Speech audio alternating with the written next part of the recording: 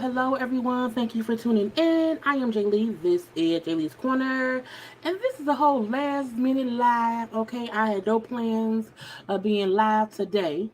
I just didn't plan for it. Okay, I got home and I said, "Girl, you probably not gonna be live tomorrow. You're probably gonna take tomorrow off as you usually do, because Thursday is my off day from YouTube. So go ahead and get on here." Okay, and have a conversation. Plus, Tasha did an interview today with Big Tigger and Shamia on V105. It was V105, ground or V1 or something, whatever the station is in Atlanta. So we're gonna get into that and then talk about some random stuff I found on the Jasmine brand and also on Instagram. Okay, but I hope everybody having a great day, great. What's today? Wednesday. Happy hump day. Happy hump day. This would not be that long of a live because, again, girl, it's the bare minimum. You hear me? It's the bare minimum of it all. But a conversation will happen nonetheless. Thank you to those who are watching with me right now live. Thank you to those who will be watching the replay because that's what y'all do. Oh, Lord Jesus. Hold on, y'all. That's what y'all do. My nephew be calling me and, hey, DJ. You got the hair twisted up? Did you get her? Y'all. My y'all, because I'm on live, so I'm gonna call you later. Well, no. I like your haircut, though. Well, not your hair, your twist. Your mom was a hater. But, all right. Love you, DJ. When DJ calls, TTMs. It's okay. He's turning 17. His birthday is in 2 days. And so DJ went and got his hair twisted.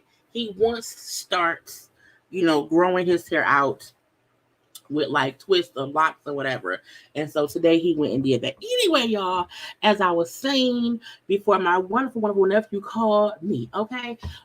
We here to discuss a couple things and whatnot. I can't think what I was saying because I forgot. But let's get into what we're going to get into. Y'all know first things first, if you've not done so already, please make sure that you have already subscribed to my channel to become a whole JayBird, dot. Okay, do not forget to also follow me on social media at JayLeesCorner on IG, also on Twitter of the Tur and Tick of the Talk. Okay, like the video, please and thank you.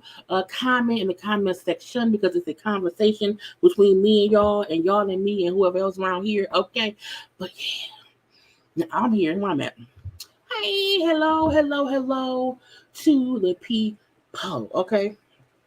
It's so weird when I have my braids, and I have, some kind of sweatshirt with the little thing right here. It gets all kind of jumbled. But hi, hello, How was everyone? Hi, hello. How is everyone on this great Wednesday? It's almost Friday, thank God. Okay, but hello to the people. Hey, the JayBirds and everything. Hi to all the people. Okay, that is here right now. Okay, here right now. Okay, yeah, the lives have been living. A lot of folks have been live recently. I'm assuming. Y'all know me. I don't.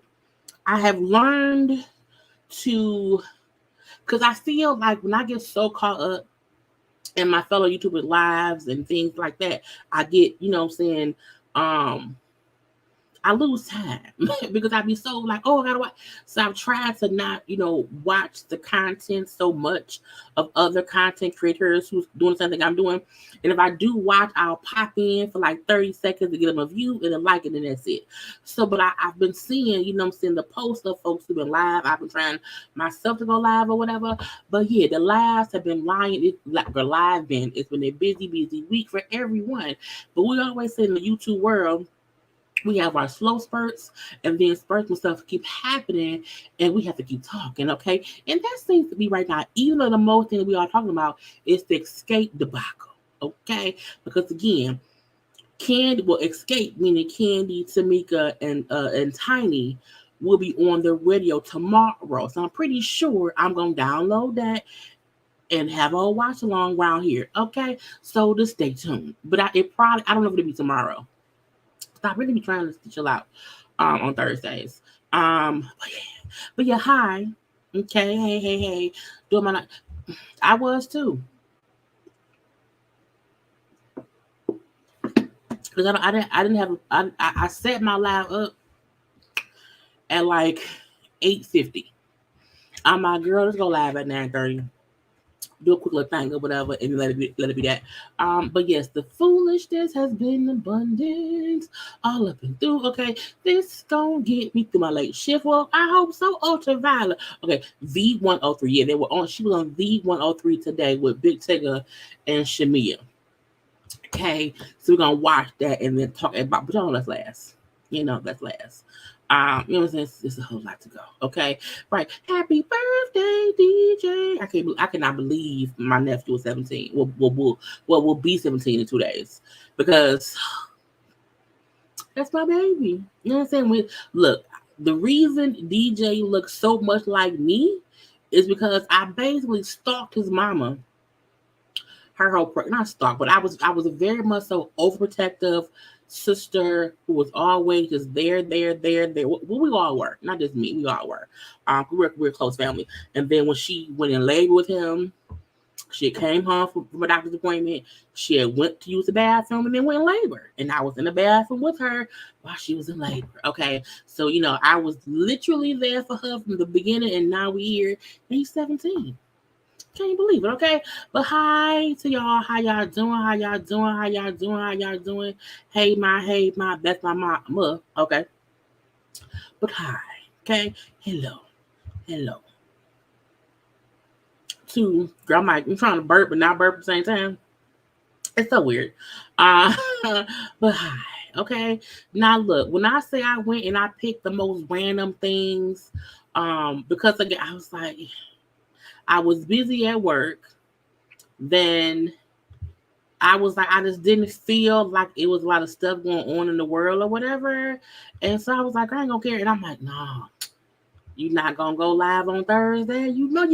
Unless something big happens, I won't go live on Thursdays. And I used to take Thursdays and Fridays off. And I'm like, I can't not do nothing on Wednesday because then I won't be back on live until Saturday. And I'm still trying to get myself back into the algorithm and stuff. Okay, so that is what we're doing right now. Okay, now I also want to say, because I don't, you know what I'm saying, I don't be tooting horns or whatever.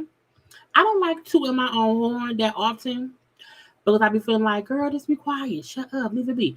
But I'm gonna toot my horn only a little bit, little itty bitty bit. Okay, I want to say a congratulations and confetti to me because I hit 36,000 subscribers yesterday. I did not know it. My mama sent me a text and she let me know that I hit 36. Okay, but look, I built this shit brick by brick. Okay, if you watch Snowfall, Snowfall on today. Snowfall come on the 10th. I gotta watch that too. That's why I'm trying to chill. If you watch Snowfall, you know that Franklin said that to Leon. I built this shit brick by brick, and I'll be damn if I'm gonna let it, I don't know. Anywhere I go, I built my channel. Okay, and while 36 is a random, this is a random number. It's just 36, but I really felt like I felt like in my bones I was stuck at 34 for a long time. I'm like, why am I stuck at 34? And I was very aggravated. And then I finally 35, okay? And I've been, progressing, you know what I'm saying? Because I always say, I like the fact that I feel like I'm building my channel slowly but surely, but I feel like even when I feel like I'm not gaining new subscribers, my numbers aren't changing. They're not getting lower. Like I have a great support system of JayBirds, and I'm very, very, very, very, very, very, very, very appreciative of y'all. So even though even though we hit 36K subs, I feel like I'm grateful for those who be around here all the time watching me. Even if it's content you've already seen elsewhere, even if you're tired and you sleep and you don't feel like listening to me talk all the damn time, my long ass lives could be 2 and 2.5 and 3 hours. I am very much so appreciative of everybody who come through here. I always feel like for me it's gonna be bigger and better as I grow. I always like to remind folks I'm not an old YouTuber. You know what I'm saying? I haven't been around for a long time. I'm still, in my opinion, new to YouTube because I started in 2017. I feel like, which was so I'm hitting my 6 years will be in April, but I still feel like I didn't really get noticed and people just started like watching me to really 2019. The first 2 years was really building up, just getting JayBirds, getting subscribers, getting views. So, it hasn't been that long for me. And I love that I was able to do it on my own back. And I was able to just keep pushing through, even when I felt like it was some bullshit and nobody watching me and y'all didn't care. But I was just in my own head. So I want to say congratulations, confetti to myself. I really found a stride with how I do things. I love my watch alongs. I love my long lives. I can't wait to be able to do more. I can't wait to be able to quit my full-time job and then be around here. But I am loving my progress. I'm not trying to rush it because I feel like if you rush things and folks subscribe but they don't watch, they don't care. They don't matter. So I'm happy that as I'm gaining people, y'all come around here and we have a good time. Okay. So congratulations, confetti to Jaylee. Anyway, that's all. And y'all know, go watch my other videos. Can't do that. Okay, it's a thing to do. So I'll be posting other stuff, whatever. So I'm happy y'all support. Okay, I'm happy y'all support and y'all watch and y'all pay attention. Okay, I just today started, posting on my backup channel. Where is that? Because y'all know I have a backup channel. You know what I'm saying? I have a whole backup channel, and I just posted this video today. It's just the same stuff we talked about yesterday. So my backup channel, I'm gonna start posting the watch alongs with no commentary through it. So I'm gonna put that stuff over there. I'm also gonna have other content too because I want to get that channel monetized. It was monetized before. They demonetized me because they felt like I was reposting my own content. I'm like, well, it's my content, doesn't matter. So I had to get it re-monetized. It wasn't a bad thing, it was whatever. And I don't want to put content over there that I can get paid for over here. So until I get to the point to where my videos on my backup channel can be monetized, I'm gonna have like commentary less stuff or conversations that I don't care, is over there, whatever, because I ain't pay for, because I'm not trying to work for free. Okay, so I'm just saying. So if y'all do not know, I do have a whole secondary backup channel, JayLeesCorner Talk. Okay, so yeah. Anyway, y'all. That's enough of me, you know what I'm saying, to my horn and stuff. And stuff, okay? But thank all y'all for, the congratulations to me too. Okay, I appreciate y'all. Everybody around here on 30, look, 36K is a lot. I feel like, you know what I'm saying, there are people who have been on here longer than me or shorter than me who are still trying them themselves and may not have hit that. So I'm not trying to say 36 is nothing, because to a person who may have 10, 36, you got, you know what I'm saying, I get that. But I just want to be, you know what I'm saying, about, okay, yes. Thank you, mama. Y'all know I would say mama, it's me and my mama channel. It's me and my mama.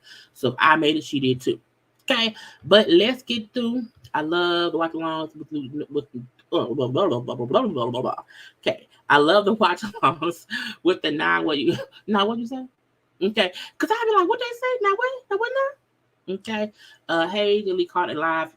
Haven't caught alive in forever. I be seeing you come bring me posts with your fashion. I be trying to, you know what I'm saying, post my stuff. So thank you for being around here. I've been comments like I know you and Mama Lee personally. Thank you for being you and showing us the process. I am fully invested. Yeah, we love it. You know what I'm saying? Thank you for subscribing. D of the day. Okay, it's a good thing to do. Now, okay, we've been talking for 16 minutes. Let's get into some foolishness. Now, I'm going to go over some of my little IG page. Not my little IG page, I'm just saying. I want to start with a congratulations confetti from, Instagram. I was like, what happened? Now, because I have not watched the last episode of Growing to Pip Out yet, I was like, maybe I missed something, but I don't think I did. Congratulations, confetti. Little Romeo has another baby.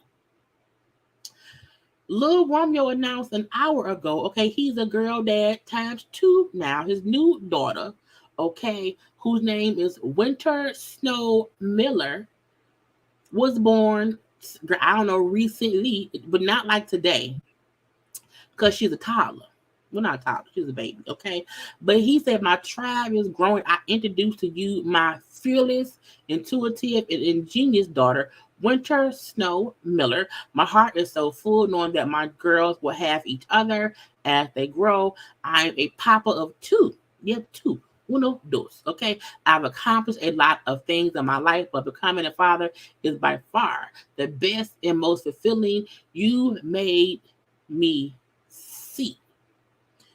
Okay, Psalms 127:3. Thank you, God, girl, dad, loves of my life, happy. And folks have already said congratulations. Okay, we see Kiki Palmer say congrats, Lonnie Love, Sher Shepherd. I'm saying people around here like congratulations already. I was like, Romeo is look, and as we see, she isn't like she's not a newborn. Like, she wasn't born yesterday.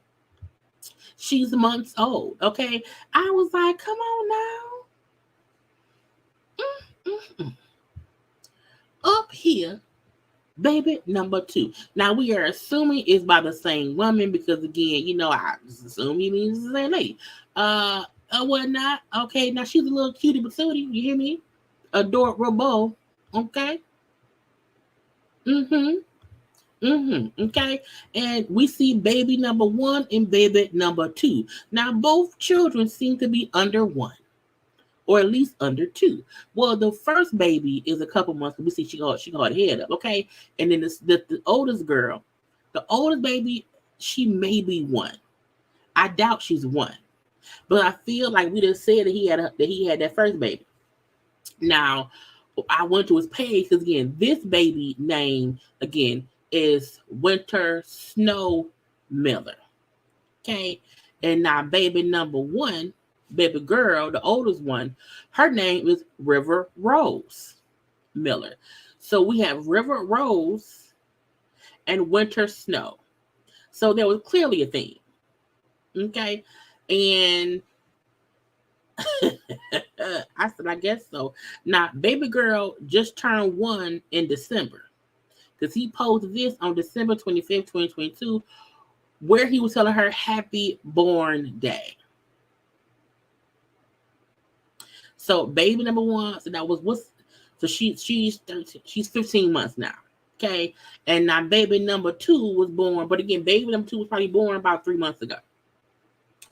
So he just be girl popping them out. And sometimes they do say, if you want kids, you want your kids to be close in age. Me and my siblings are all close in age. Me and my sister was born in October of 80. I was born in January of 82. And then my brother was born also March. My brother is technically my stepbrother, but we don't use step. So my brother was born. He is when was he born? Because I'm a year older. So was he born in 83? We a year apart. I can't think. I think my brother was born in 83. I can't think. We was born, March 24th. So we are all like a year apart. But at least me and my sister, saying we have the same mom and daddy. We are, a little over a year apart. So you want kids to be kind of, that much in age or whatever. So, it's great. So it was funny. So it's funny with us growing up, me, my brother, and my sister, where it seemed like we're like step kids, like steps. We call stair step kids. Because like my sister's 42, I'm 41, and my brother will be 40, this month. So, it's cute. It's cute. But I'm like, another one? I think when folks out the blue had babies, I just be confused. Now we rarely see who the mama is. But I think her name is Dawn. And I say that because is she tagged here anywhere? No. Because someone said, I'm so happy for you and Dawn. So I'm thinking that must be the mama's name. Okay. And so, yeah. But I was like, Romeo, he be out here this. And the first, they look like, because that's the first baby. That's the first, because he posted this in February 2022. So clearly they be posting the pictures about 2-3 months later. Okay.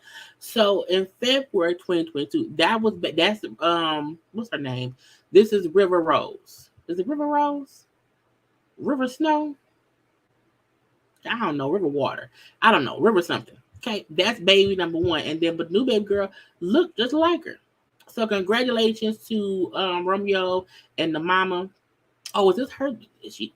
Oh, Drew Sangster, co-founder of the Drew Company. She's a girl mom. Now again, it's a private account, so we don't know if she's the mother of both babies or just one.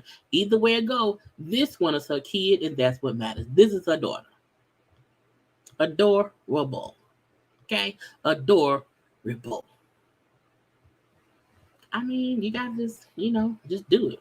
Anyway, next up, I had other stuff from around here on my save.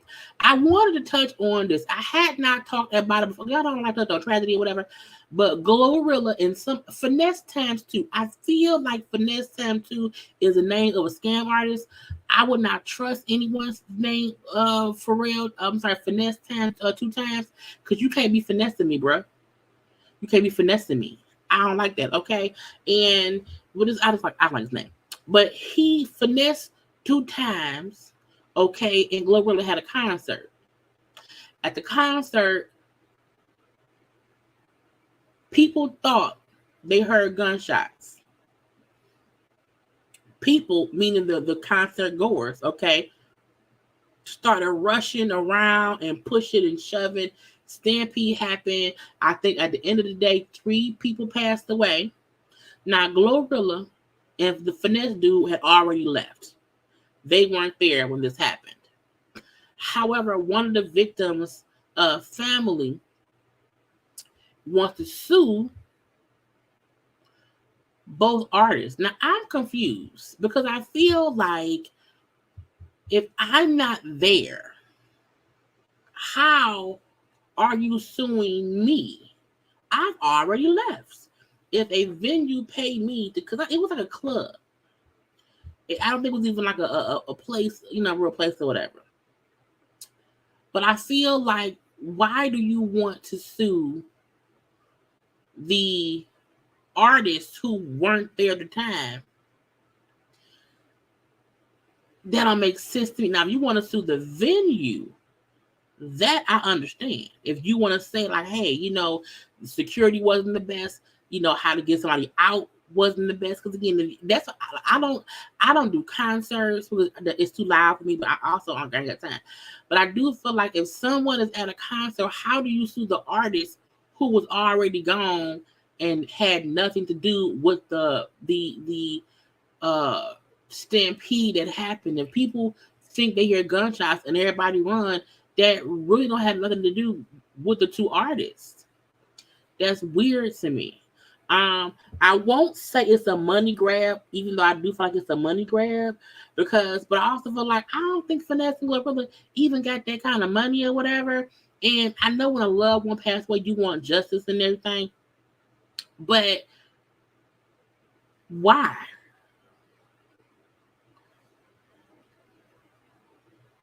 And then the fact that they said Michelle, who was Brandy's sister, Brandy Miller was one of the three people who passed away, and may she rest in peace. Condolences. Her sister said the family is in the process of retaining an attorney.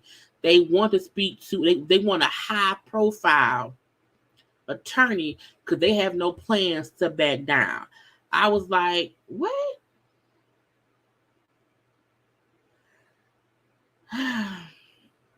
The Armory has been considered a death trap for years. But that's the weird thing. I feel like people who live in certain cities, you know, are usually aware of where not to go. And can artists Google or look up something to be sure, hey, if I'm going to this venue, is it a safe venue? They could, but I feel like that should always be the job of the venue. And if what Shamika said true, and the Army has been considered a death trap for years, I feel like I wouldn't go. And when the artist has already left the building, I don't think it's up to them to have things handled back at the venue once they've left. I think the venue is supposed to have that stuff covered. Now, I do feel like if it was while the concert was going and, that kind of stuff, then maybe. But the fact that both people had already left before it happened, I don't know why you want to sue the people. Let's see. Tracy said that venue has one way in. Now look, I don't go nowhere that has one way in and one way out. It's a restaurant here called Capers. And it's a very small little steakhouse that has one way in and one way out. I've not been there in years because someone it got shot up or something. And I'm like, nope. Because I feel like when you go to regular restaurants, even though it's only one way in that place, you see emergency exits, throughout the building. You know what I'm saying? Because that way, if an emergency happens, you can get out. So for me, if I'm aware that a certain venue in my town, they be popping off over there. It be popping off, and when it pop off, it's only one way in and one way out. That is the definition of a death trap. So for my own safety, I ain't going in there. If my job only had one way in and one way out, I gotta quit. I can't work here. I can't get out. And where I work, we have a whole bunch of it's a plethora of exits. Okay. It's a plethora of exits, okay? Period. And once I hear, for the place here called Capers, DoorDash. I have DoorDash from Capers because I don't go to Capers. But now I'm real classy based with my steak, and I want to go to Ruth Chris. So I can't go back to Capers. But here in our city, we'll hear about stuff happening. And I'm like, I ain't going now. Right, Ultra? I need this one time. One time in the back of my head, I'm like, I don't know about that. I question it. No way. And then even when something happens, you want to hear about what they've changed, what's been updated, if they've updated security, or if they've updated, or they whatever. But if y'all saying that this place right here is one way in and one way out, and like who else said, like Shamika said, you know what I'm saying, it's been a death trap for years, I wouldn't go. So a part of me feel like I'm sorry for your loss, Miss Ma'am, but I just don't think suing the talent who was performing there makes sense. No, sue the venue. Sue the venue because they are the ones that should be held accountable. Because my thing is, Glorilla and the finesse dude who we finessing, can control the one way in, one way out venue. Now, I also would not perform at a one way in, one way out venue. I wouldn't do that because I don't want to die. Okay, so we shall see if this person goes on to try to sue Glorilla and old boy. I don't think it's the thing to do. I think go after the venue. Okay. Oh, Hurricane Chris. Is Hurricane Chris the one who did that song, Hey Baby? I think so. He also did that song, Halle Berry, Halle what? Halle Berry. She walked like a model. I'm sorry. Anyway, Ratchet. He was up for a second-degree murder.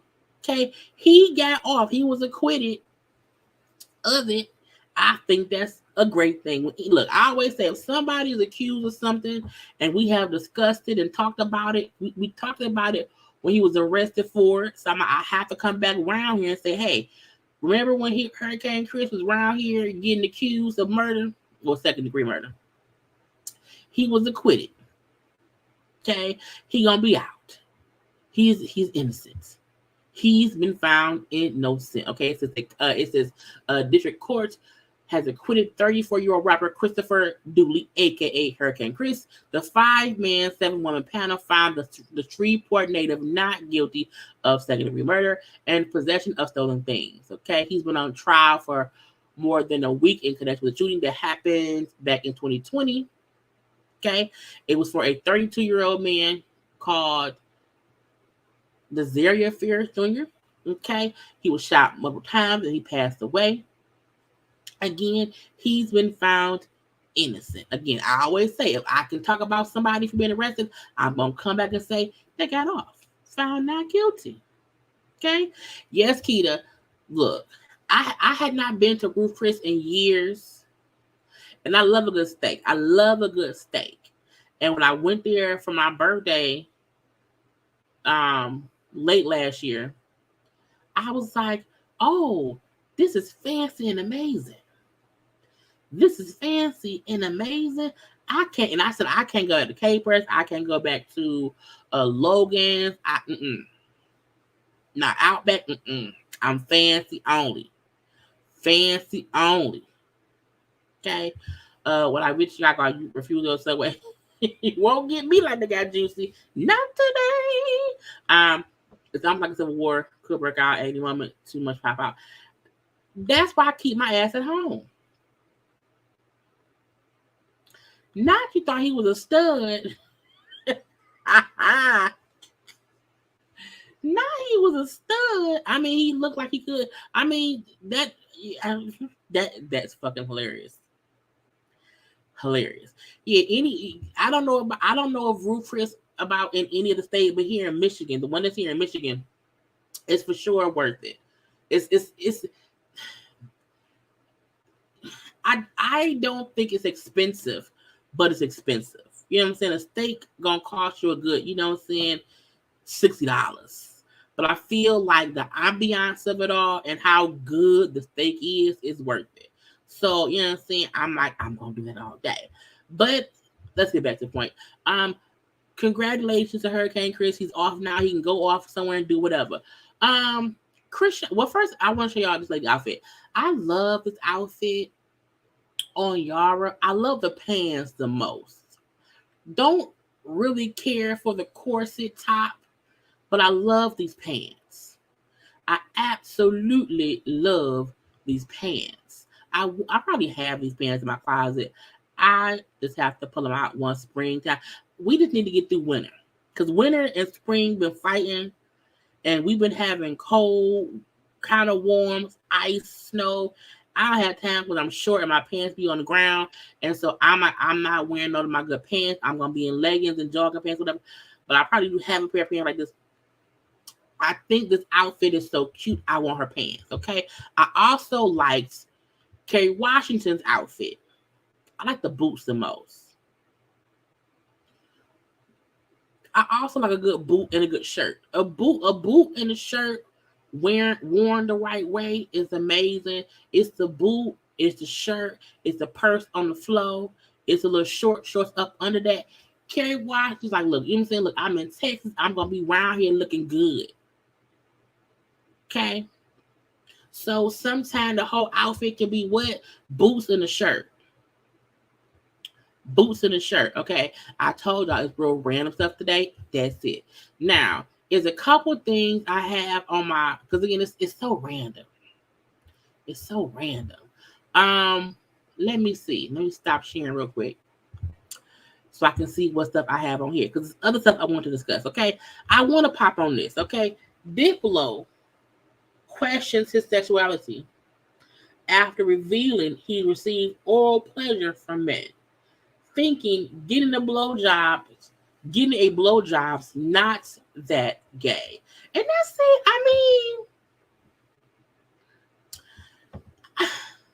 I feel like I feel like people are really trying to redefine what's considered gay. And people who want to say they're not gay because they maybe haven't sucked a penis. But I feel like anytime you are a person who does something sexual with someone who has the same parts as you haven't changed any parts of your body, you still is what you were born as. And I feel like you don't have to tell us that you had oral pleasures from men to then say you don't think that means that you're gay. I also think you don't have to question your sexuality. I think you just have to acknowledge that you have had sexual contact with someone of the same sex. Because, yeah, Diplo was a DJ. He's a very popular DJ. Hey, Tony. So I can't highlight Tony Robinson's post on StreamYard because it just doesn't allow me. But hey, Tony Robbins, I see you put up, hey, me and the JayBirds, hey, how you doing? How you doing? How you doing? But I feel like you don't have to question your sexuality. You can just say, hey, because I think once you allow someone to do that, ain't no question. Like, if you say, I think I want to watch gay porn because I wonder what it is, that's you questioning your sexuality. If you're wondering about watching something, I think once you say, you know what, I'm going to let this man suck my dick. I think once you have the notion to let someone with the same parts as you service your parts, I mean, that's, you're doing things. You hear me? I've always said this, and I'll say it today. I die. It takes a lot to suck a dick. Okay, and if you let someone of the same sex suck yours, that's an active activity that you have allowed to happen, and that's okay.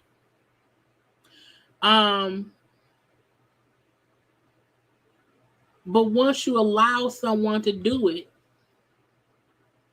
And it's the fact that he's saying he's received oral pleasures with an S, meaning plural, from men's, which is plural, not hey, this one time at band camp, I let this dude suck me off. Or then maybe say, this one time this happened. I don't know. But when you're saying that, on the difference of occasions, you've allowed somebody to pleasure you orally, and they just happen to be of the same sex. I was like, bro, then do what you do. Do what you do. If you a top, just say that.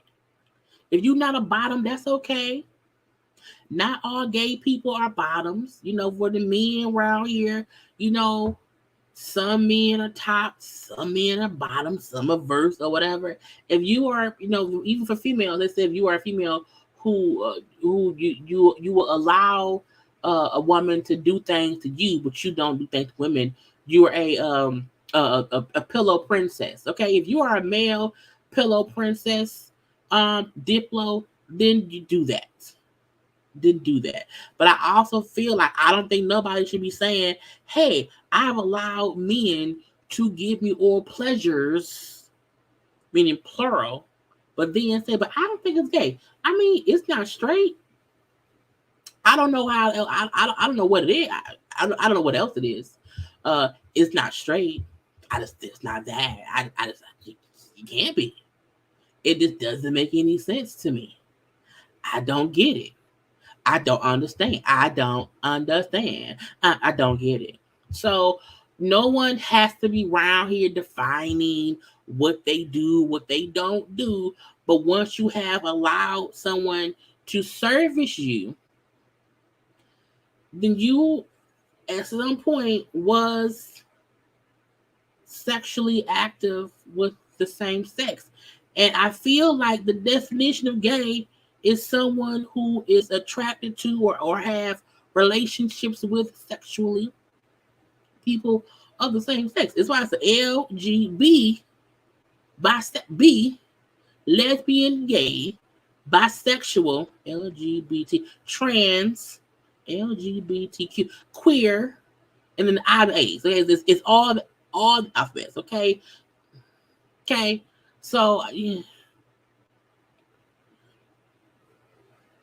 Now, if you never did it again, if it was like, okay, I'm saying, okay, maybe. Because I just think, look, sucking dick is an action. It's an action verb. It's an action verb, pronoun, adjective. it's an action. And when you allow someone to repeatedly do that action upon you, you have stepped your foot into the pool of you made like a lot of things. Now, if you put your foot in it one little time and you ain't did no more and you don't think about it, then cool. But once you say, I don't think I'm gay. I let men suck me, but I think I'm gay. You're not straight. And that's fine too. I'm just saying. So Diplo, dip your low, whatever you see fit. We not judging you. Dip it low, dip it wide, whatever. Okay, all I know is, sir, is not straight. Okay, now I want to get into these brothers. These brothers who was with Jussie Smollett, okay, around here, helping that man allegedly, have this whole fake hate crime that went on back in 2019. I don't know why this keeps coming up. I needed to go away. But these brothers made a decision to reenact what happened and how they're like laughing at Jussie for it. I'm like, y'all do know y'all was in on it, right? It's weird to me. I'm gonna share my screen. It's weird to me that they really out here acting like they was not a part of the scheme. And I don't understand why they acting like. So we got here with 10 minutes to spare, and we had to plan our escape route to survey the land. His building is actually right here, right above the stairs that we're going to attack him at. We made sure we got there at 2 a.m. Shoot. We didn't have no way of contacting him. He had no way of contacting us. So we waited here for about, what, 4 minutes? It was about 4 Roughly minutes, 4 minutes. but it felt like forever. Because it was cold as balls. So I saw him out the corner of my eye, and I was like, okay, that's him. Let's go. We gotta go get this Empire fat. Yeah, that's him. That's him. Is that him? That's that nigga. Is that nigga? Get that. I want to hurt him, of course. So I made it look real, but I held it. Then we started tussling, moving around, and then I threw him to the ground. He wanted it to look like he fought back. That was very important for him because he said, hey, don't just beat my ass. Make it look like I'm fighting back and whatnot. So we did that, and then I threw him to the ground. And after I threw him to the ground, he had no bruise. I wanted it to look more real. So then I threw him to the ground. After I threw him to the ground, I used my knuckle and gave him a noogie. So I went like this. That footage together, we are both thinking, that don't look like two white.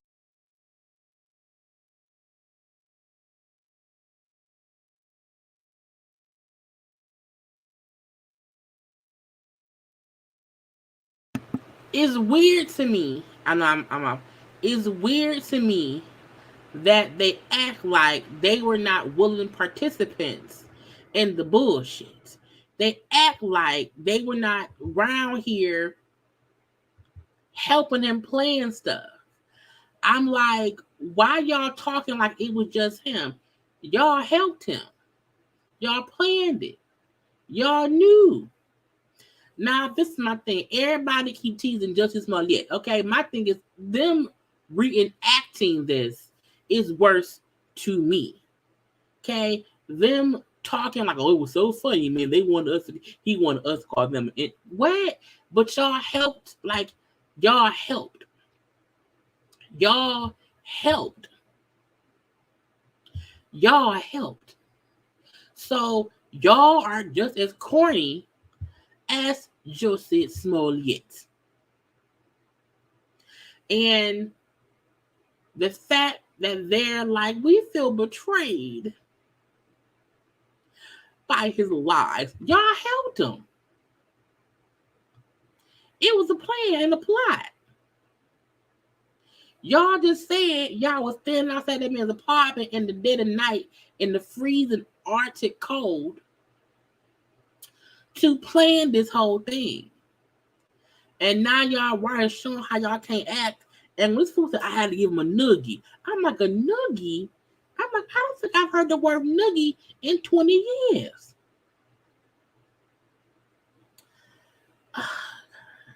So people like we, and by people I mean me, we like, carving Jussie Smollett out for his participation. But these two fools should fully be looked at as fools too, because y'all did it as well. Okay? Going to reenact it, to me, is just as stupid as when y'all went and did it the first damn time. Who does that? Who said, you know what? I'm going to help this black actor make it seem like he got beat up. Because he wants his face to look like he got into a fight, I'm going to give him a noogie.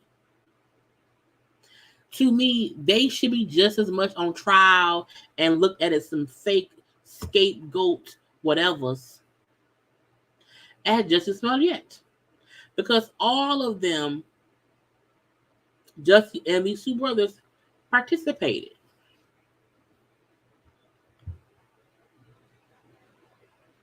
Now, Jussie's mistake was saying that it was a white man, it was a black man. Had he a part of me still feel like he didn't lie, y'all. He didn't lie, he lied. I feel like had he not said it was some white men, I saw the whites of their eyes. They were white, and they were black. That's the main reason I feel like Jussie was in on it. Because why would you say white people when they black?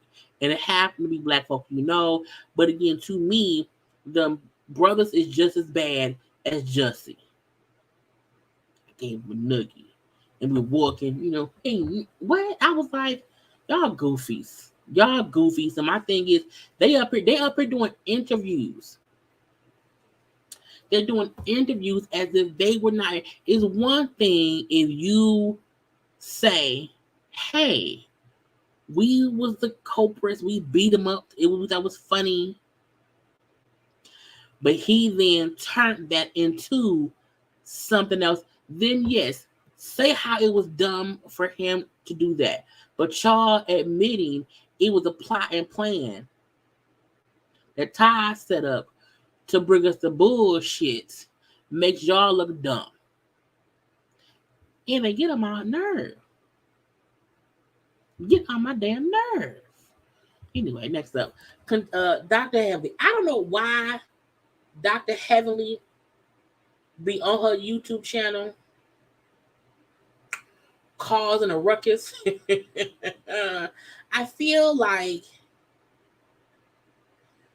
when we heard that Contessa and Anila were not coming back this season, and how it was reported that one was fired, one had kind of left and whatnot, I feel like does it matter when we know both ladies will not be back next season?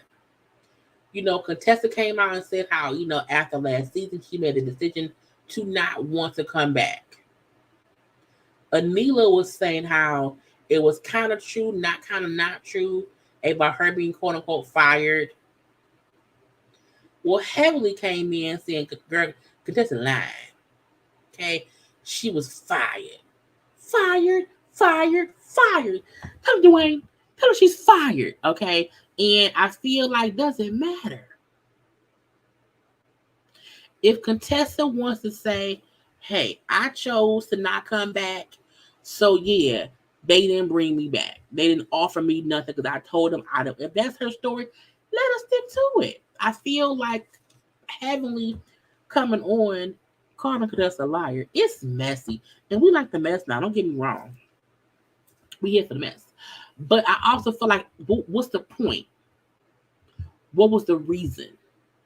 Like, a part of me feel like Contessa and Dr. Heavenly, I'm sorry, Dr. Contessa and Dr. Heavenly, they're both doctors. Their beef is still ongoing, and it don't need to be. And I think Heavenly also like being right, like being right, and like calling other folks out. But this is the gotcha. Contessa's gone. Anita's gone. Phaedra is supposedly on this season. Dr. G and his fiance is on this season. And whatever. I need Heavenly and Quad to actively show stuff going on in their life. I no longer want them to be able to sit around here and just talk about other folks' stuff. I just don't want to deal with it. So if she wants to call Contessa off when she was really fired, cool, she gone. What are you gonna bring next season, Heavenly? Let us know that. Otherwise, I'm like, who cares? Contessa gonna let her be gone. Let her be done. Okay. Now I want to pop on because this damn Blueface and Chrisean. Let's listen to some foolishness from Chrisean. He leave the laundry room and the closet. All I gotta do is wash the clothes. I am. But a bitch be mentally and physically drained. Who wanna fucking clean up after a nigga that beats and cheats on them here and there and all that? Like, that shit is draining. Like, I'm gonna just pay someone else to do it. I'm never really home. We travel a lot. I be tired. Niggas just want to lay down. Fuck, I just want to lay down.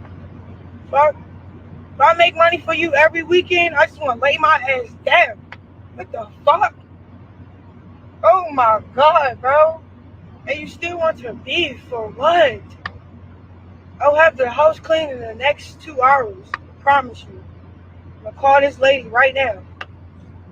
Here you go again. Like, for real. I honestly just want to stop this internet beef and shit. Feel me?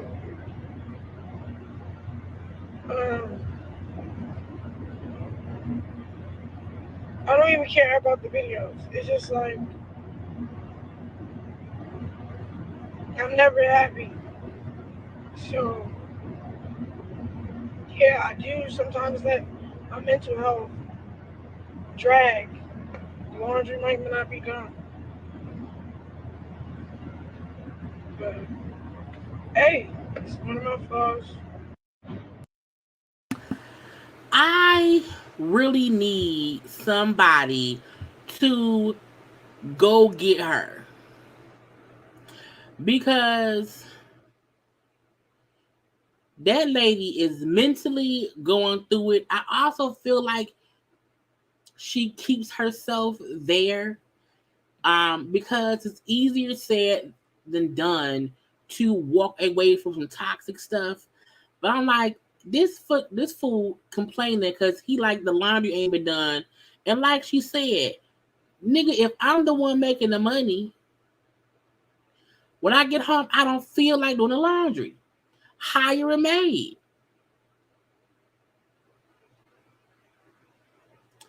And the fact that she's supposedly allegedly pregnant by this man, and this she don't need a baby. When you can't mentally handle the father, you can't leave that man for the betterment of your own mental health. You don't need a child. Because once you bring a child into all of this, it gets worse. And even seeing him question her sanity, say how she should get rid of the baby, how he's always cheating or whatever, how he was cheating on the first, with the baby mama with her. So why would she feel like he only, it's stupid. And she's pregnant, allegedly. But I feel like she may feel like all she has is him. That's why they fuss and argue on social media, and she never really leave. Even though he's a completely, utterly disrespectful little Mitch, okay, from the pints of hell, I just think someone should go just pluck her from that situation, let her get mentally and physically and emotionally and spiritually healthy. Cause to me, she really feel like that's her man and she gonna stick beside him. And I'm like, she could do, and this missing tooth or not, she could do so much better. People don't really be watching Blueface. They be watching Chrisean. So she, cause think about it, you rarely see just him in an interview. It's him and her. That fool ain't had a hit since the Tatiana song. And that's been what, years ago? So she's stuck in this toxic warp of toxicness. And it's sad to see because I feel like she be crying out for help, but because she never leave, it's like, can't nobody help you if you don't want to help yourself.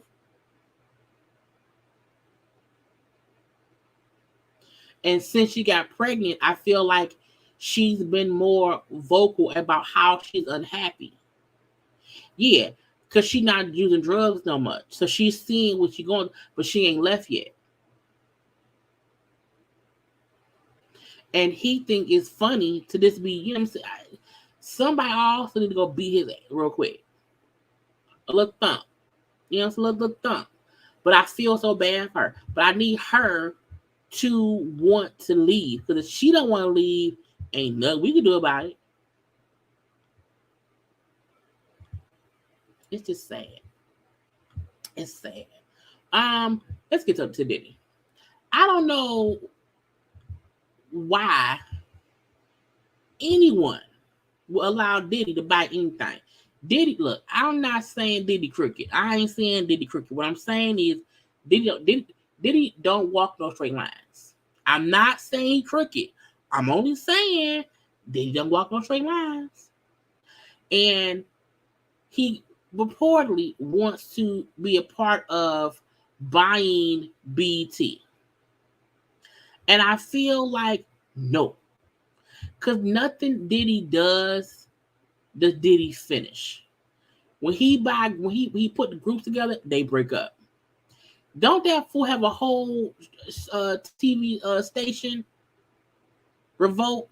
He ain't built Revolt up. I feel like what person wants to buy BET, which is supposed to be, great television or whatever, when he can't get his own station off the ground? Now it would be BET, BET Plus, VH1, and then like BET Studios. I do not want Diddy purchasing none of that shit, because Diddy does not know how to maintain nothing. Not Bad Boy, not Sean John, not Identity Kane, not The Band, not Total, 112, nothing. Diddy likes getting involved in stuff that is already working, and then he just doesn't do the best. Why would you not try to focus more on building up Revolt TV? Ain't that your baby? I don't think Diddy is a good enough businessman to buy that. Stop. Now they was also saying Byron Allen was gonna buy it. Tyler Perry wants to buy it. I think Byron Allen and Tyler Perry should jointly buy it and then build it up. Byron Allen, does a whole lot in that realm of the world. He owns a lot of stuff. He's a silent media mogul, in my opinion. And it's just kind of, smart to me. Oh, see, come on now, Tracy. Sending me stuff, Thing. Diddy done posted some stuff. Let me share my screen and tell y'all what Diddy just said. Because as we talking about him, he talking. So Diddy just posted on his page. The caption said, always baffle my mind how we as Black folks have never unified our superpowers to do business together, and that has to stop. The only way for us to progress and to elevate is through unity. It's not about me, it's about we. The purpose is bigger than the moment. Love, love, love. And his tweets said, media is the most powerful industry in the world, but it's the industry we have. So it's an industry where we have the most, it's the industry where we have the least amount of ownership, influence, and control. It's time for BT to be Black owned again, so we have the power to tell our stories, control our own narratives. This is not about me, it's about we. If I'm building a team of leaders in the culture to pursue ownership and BT together, we have to unify our power and resources to create real change. The time is now. Now, what he's saying sounds amazing. What he says sounds amazing. It would sound more amazing if it was not from somebody who for years has been known for not paying artists, not being known for years as not being the best person to work with, okay? Yes, BET should 100% be Black owned. It should 100% have Black people at the helm telling our stories our way. Diddy, that ain't you. It ain't you. And even him saying that he's putting together a team, no, sir. No. When I heard about Byron Allen, I said, cool. Even hearing about Tyler Perry, cool. As long as Tyler Perry does not saturate BT in all of this, all of the attachments to BT with his content, as long as BT grows, it's great for me, in my opinion. However, no tea, no shade. I just do not think that Diddy is the one to help unify us. I don't believe that. I also feel like we haven't seen him Diddy is a mogul in his own right. Diddy has done a lot. However, there has been so much rumors, factual rumors surrounding his practices. The fact that we've seen so many people when I seen an interview with Don, from Danny Kane, Don Rashad, okay? And when Don said that when they came out for making a band, Diddy's main focus wasn't even them as a group. Diddy and the teams were more focused on the TV show Making the Band because that's where they were making the most money. Don said the first album, they did not even press enough album sales to be sold because they assumed this band, these girls, ain't gonna sell more than Cassie. Because at that time, Cassie was, had a good single. And they only sold so many albums because there weren't more. They had to press more albums to get the demand. So to me, that shows Diddy be around here focused on the wrong thing. You made a band on a TV show and then did not bank on them being successful and did not press enough albums to be sold. And then they undersold. Then the group broke up because of, in my opinion, of the TV show. Because as Don said, Diddy's point, his thought process, his mind was focused on MTV's Making the Band, and that's where all the money was coming from. Not, because, people don't really get rich from album sales that much at all. So to me, that's proof Diddy should not be the one to run shit at all.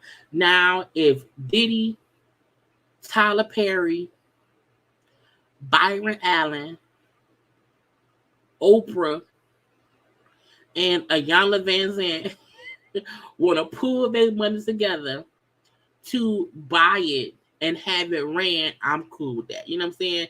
That's fine. Tyler Perry, who has a whole studio under his helm, Byron Allen has different radio stations he owns and all these things. It could be a thing. Diddy, go sit down some damn way. Get out our face. Get out our face. And I love Diddy to a certain extent. I don't trust that man as far as I can throw that man. At all. Okay?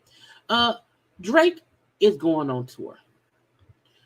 Drake is doing a tour, him and 21 Savage. Now look, I don't know many of 21 Savage's songs. I really, really, really, really don't.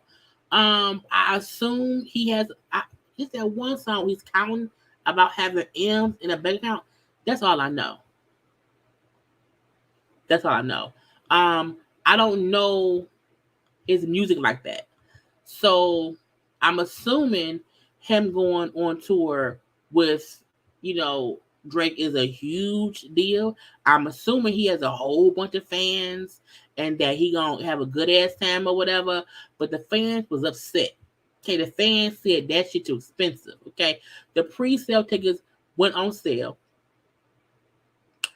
And the baby father tour. That is funny. Okay, Beyonce and Jay-Z could also buy BT. I get that. But yeah, 21 Savage and Drake concert tickets, they're like $1,000. I don't know. I don't understand who some of these artists think their general fans are. I feel like when you're having a concert and the base ticket price is like $400 for nosebleed, I'm like, who the fuck?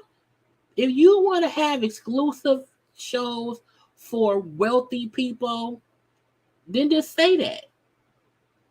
But I feel like to have a concert that's supposed to be for your fans and you outprice regular people's pay grades for ticket prices, you really saying fuck people who really rock with you. I feel like no one's regular concert ticket that don't include a backstage pass, a shot of Remy VSOP, okay, a bag of Ruffle sour cream cheddar cheese chips or whatever. You know what I'm saying? Little steak on the side. I don't know.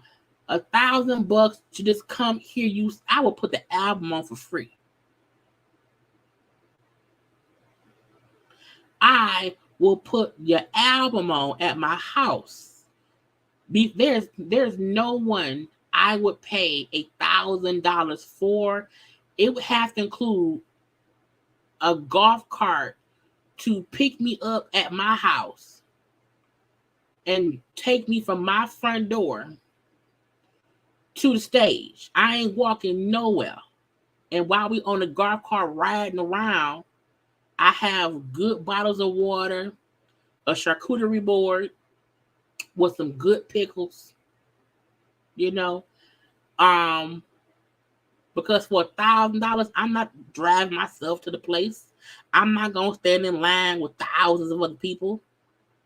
No, for $1,000, someone is coming to get me at least from the parking lot. If I drive there, the golf cart better come to the parking lot, pick me up, and drive me to my seat. Okay, bring me water as I'm sitting there. I don't understand these ticket prices. I don't. It's stupid. It's dumb. And the crazy part is there will be some fools who won't pay the $1,000 or $400 for a front row seat. I can get that. I can understand a $400 front row seat ticket for a famous folk people or whatever.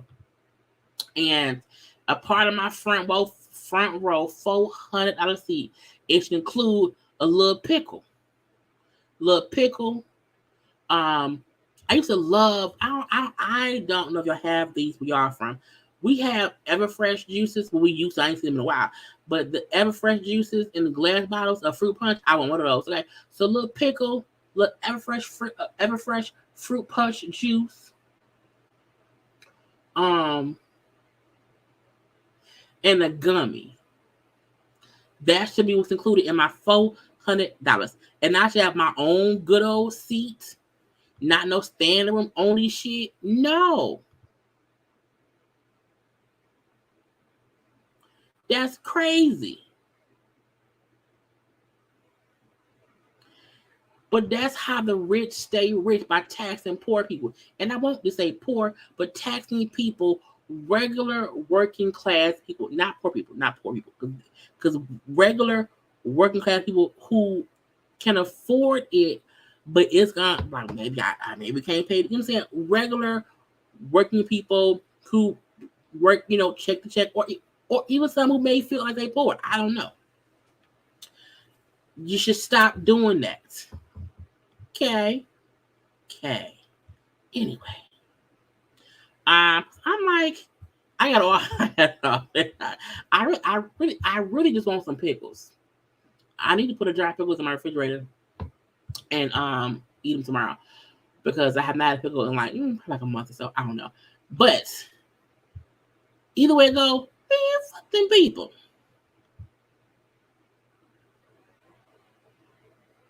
Right, they're trying to make us right.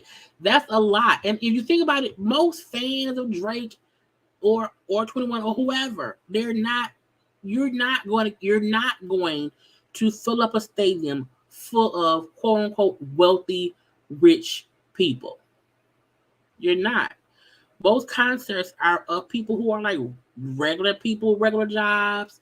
Some people who may have a little bit more extra money, whatever. You know what I'm saying? It's like, don't outprice people who want to go. And I'm not saying the tickets don't have to be $80.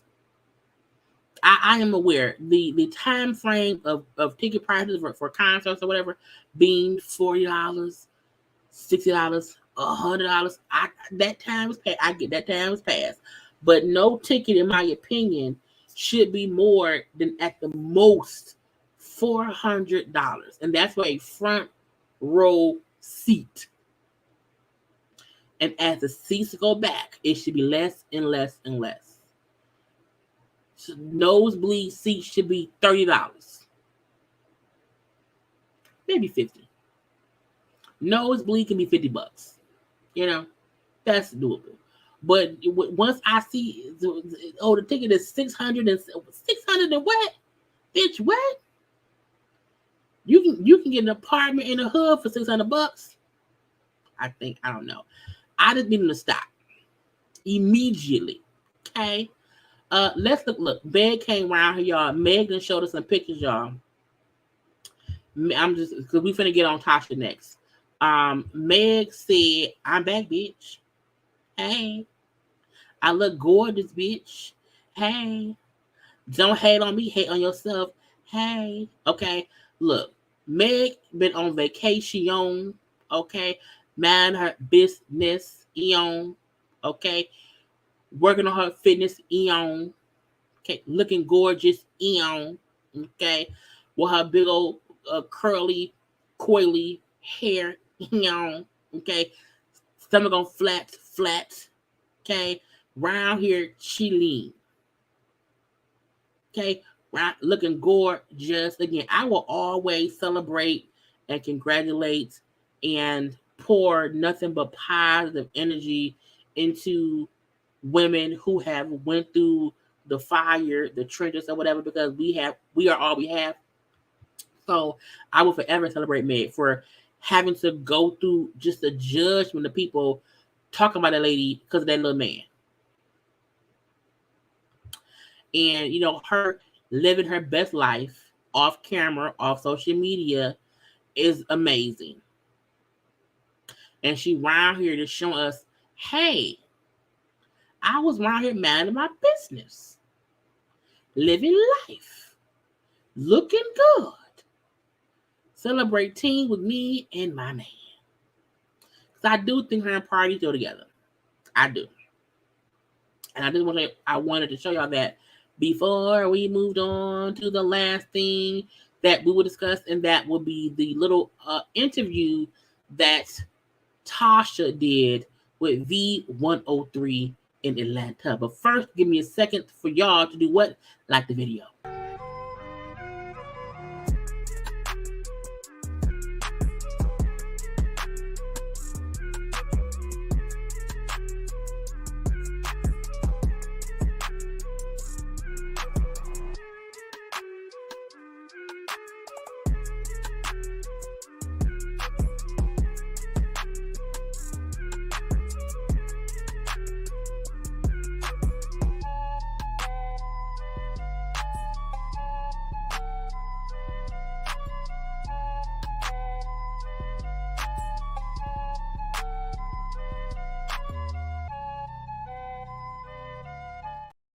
Because y'all know liking is the thing to do.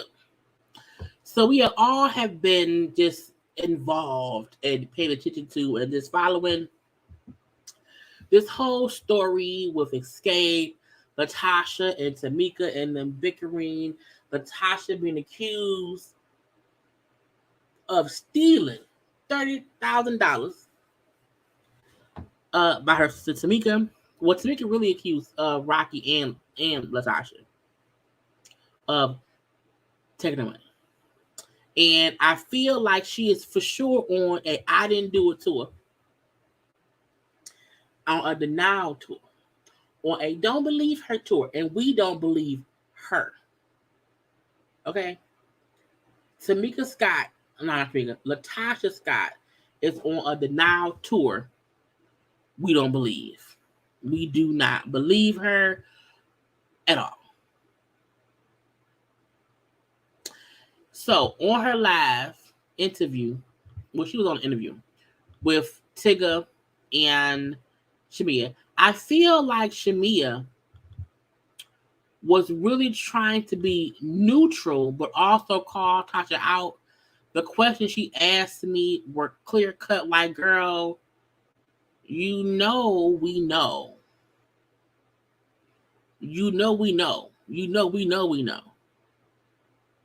Okay, but let's listen. Happening, sis. A lot is happening. We have all been sitting here bearing witness to the dysfunction. Yes. Amongst the group, amongst your family. Yeah. Which started late last year. Well, I didn't start late last year. No, because keep in mind, Tiggy, you know, the last time they came up here, I think my sister was up here apologizing to Candy. I wasn't even here, remember?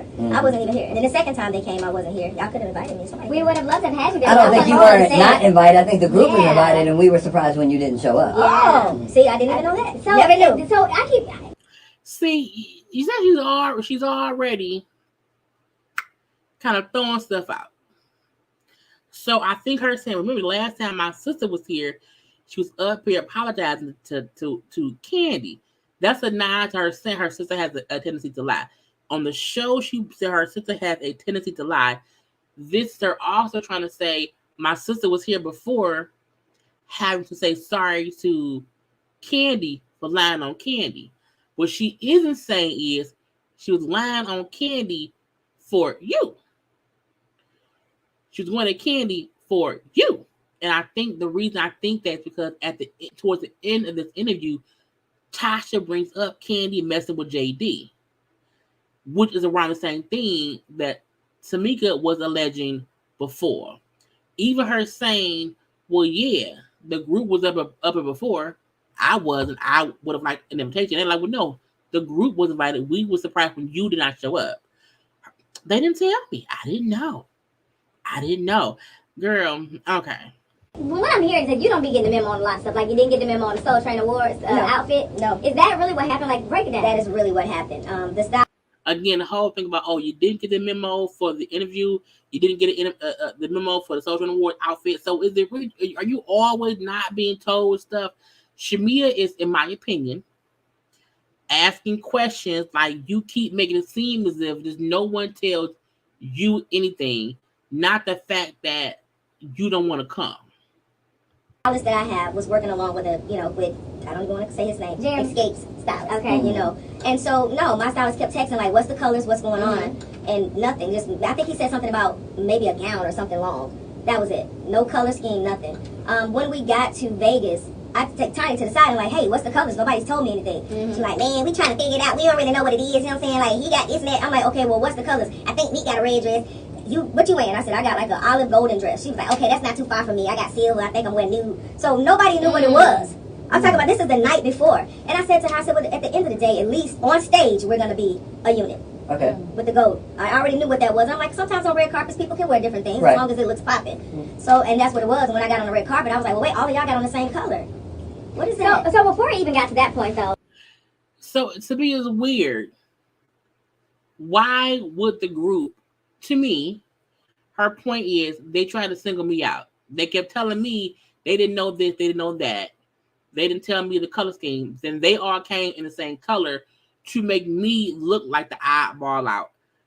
I don't fully think that makes any sense because it just doesn't. I also feel like her saying, well, I knew we'll all look the same on stage performing.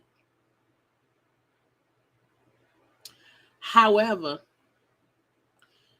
we can look different on the red carpet. A part of me feel like she maybe didn't care to look like them. That's just my opinion. Probably that be, but I just don't feel like why would they want to single her out? And why does she always explain stuff as if she didn't do nothing wrong? When you can admit one wrongdoing, how you wish you could have did something different or whatever, or maybe you could have talked things out, whatever. She never seems to have any kind of explanation that puts her in any accountability role. It's always somebody else's fault for whatever happened, not hers. Like, it was like you were doing some shows, not doing, other shows, like the tour. They were touring different cities, and they said, well, I fear it was because your husband, Rocky, was beefing with the promoter or something? No. Is that true? No, my husband actually brought the promoter to the group, and this was prior to Candy coming back to the group. So, no, we had shows lined up that she said no to. The only two shows that she said she was going to do was the one in South Carolina and the one in Atlanta, of which she did not do either, her or Tiny, because they had the COVID. But no, I didn't miss any shows. It was not that in the beginning. I was on every show. There was a conflict with the promoter who tried to get, a little irate, and my husband was like, we're not going. He wanted us to make up a show. And I want to point out, I feel like Shamia is asking about recent stuff that happens where Tasha did not do shows with them recently. And Tasha's bringing up what happened before all of that to make it seem as if, well, before all of that, we had shows and Tiny and Candy didn't show up because they had the COVID. But I feel like Shamia's question wasn't about the before stuff. It was about the recent stuff that happened after or during the Soul Train Awards. And so I feel like she is conflating two issues to get away from the bullshit. He got all the money from the box office. He used Escape's name on both shows. The South Carolina, nobody got refunds. Nobody gave him money back, nothing. And so when it came time to the second show, he begged my husband, hey, can you please, even though Tiny and Candy can't come, can you please let your wife and your sister-in-law get on the stage? I can't, this is Atlanta, this is $1 million box office at this point. Right. We get on the stage, we do what we gotta do, and then he comes back to say, hey, y'all gotta do a makeup show in a whole different city and I'm not gonna pay the girls. It was a lie. And my husband was like, well, first of all, my wife is not gonna get on stage because you made the money. And we got receipts for that. But no, I never wanted to. But when he threatened my husband, I'm not comfortable with going somewhere when my husband is threatened. I'm very not comfortable. And I told the girls that, like, let's pick a different promoter and we're cool. I can go on the road. But now they're still with the promoter, so. And again, Candy, Tamika, and Tiny brought that up before. They admitted the show they had with this promoter where Candy and Tiny did not show up because they were sick and they had COVID. The promoter of that show, even though Tamika and Tasha performed as much as they could, the promoter asked if they can make the show up with all 4 of the people. Tasha said no. That's the same thing Candy them said. That Tasha said no. She did not want to make the show. But now the fact that Tasha saying Rocky told him no. My wife and her sister ain't gonna perform because you already got paid. We ain't gonna do that. But the ladies still went and made up that show, but also got booked for other shows too. That same promoter said, okay, I'll book y'all for other shows so that way y'all will get paid. Tasha's basically confirming they said no to doing more shows with that promoter. Now, she's not saying how the man threatened her or him, which is funny to me. But she's saying, I don't want to work with somebody who threatened my husband. And I get that. But a part of me feel like she on bullshit. That's just my opinion. What is at the root of all of this? Because it seems like we're getting through the TV show and the reality series a lot more history, a lot more insight. Yeah. And it seems like this is a long-standing thing. How and why, like, in your opinion, what is if there is one thing you can hang it all on, what is the one thing that continues to be an issue amongst the group? I just think we have differences of opinion and we don't communicate. We never sit down and talk about things. It's not that. It's always talking to someone else, going to someone else, and by the time it comes back, everybody has their own opinion and it gets out of hand. Now, when we signed up, I want to say for myself, when I signed up for this show, all it was about was going on tour, singing, 30 years in the game with another group, SWV, who's a super group to me. Right. So even when Coco and I talk, she's like, oh, this is just crazy. Like, we never thought it would be this, I promise you. And it's like, once the television comes on, once we start filming, boom, there's one thing after the next. Yeah, because the first episode was like. Now, we had a piece by pieces thing. Her saying, well, the point of the show was supposed to be us and SWV doing the show, and I'm game for that. I feel like what she's leaving out is the fact that before y'all started filming, you and your sister hadn't talked because of the whole locked out of the dressing room situation. Now, we know that they had a show at Lovers and Friends, that Candy and Tamika was locked out their trailer, how Tasha left with the road manager and the tour with the road manager and I think the business manager, whatever. She left with them. They left they left Tamika and Candy there, locked out the trailer. Tiny sat there and stayed with them, but Tasha left. So I feel like she's making it seem as if we were great until the show was recording and then things got out of hand. It's like, no, we found out you and your sister wasn't talking based on that concert that had happened in May. They've already said y'all started filming a month later. So I feel like if the cameras be picked up and you not talking to your sister and you want to keep things behind closed doors, you can't come on reality TV and want to ignore stuff. That ain't how it happened. And you were the one saying in the scenes how you did not want to do stuff. You did not want to sign up and do a tour because you have issues with your sister. So how on the show are you saying there are internal issues that have to be handled before I agreed to do a tour? But on here, you're saying I was gung ho. I was gung ho. But the cameras went on and there's an issue. You was the one saying you had an issue. It was you. She full of shit. Yeah, fireworks, you know, and I hate that. I have sisters or whatever, and I don't like division in families. It's just not a good feeling. So to see you and your sister kind of at odds is uncomfortable to even watch. I mean, this whole thing of your husband and you taking $30,000 from her, like, please help me understand it. Now, that is not true. I would never steal from my sister. And it's questionable because, keep in mind, all this time we have been doing shows. We have sold out tours. So if anything would have happened, why didn't you come? Sister, I'm your sister, and I'm just hearing it on a testimonial. Never heard anything like this. So what is this? And I'm being attacked every day. So I get it, you know, it's the tricks of TV, you know. It's just a monster out there. So when she... Not the tricks of TV. Look, I can't recall Tamika saying what conversation she had with LaTocha. What we do know is your mama knew. I don't see Tamika not mentioning that to Tasha. I also feel like when her and Rocky talked on the show, they never said, you've never said that before. Where'd that come from? I feel like Rocky just said, like, accusing me of something, excuse me, y'all, that isn't true is crazy. So it's weird to me that she's now saying, we didn't do that. Why would I just not be hearing about it? You know, that ain't, you know what I'm saying? It's like her denial of it changes. It goes from, of course we didn't steal. You know, you can't even deposit the check in somebody else's account to, well, she never told me about that. And when it happened on the show, from what we saw, because we know they cut stuff out, I don't feel like they would cut her off saying, you never said that. That ain't what you said happened. I don't see them doing that because that makes the story juicier if we then know why she never say nothing. And y'all, yeah, this is her second, because the interview she did on another station, she also had shades on. So yeah, I don't trust anyone who has on sunglasses unless they say, you know, look, my eyes are, you know, I have sight. Only if you're having eye issues. You know what I'm saying? Where if it's too bright. And they'll cut the lights down, okay?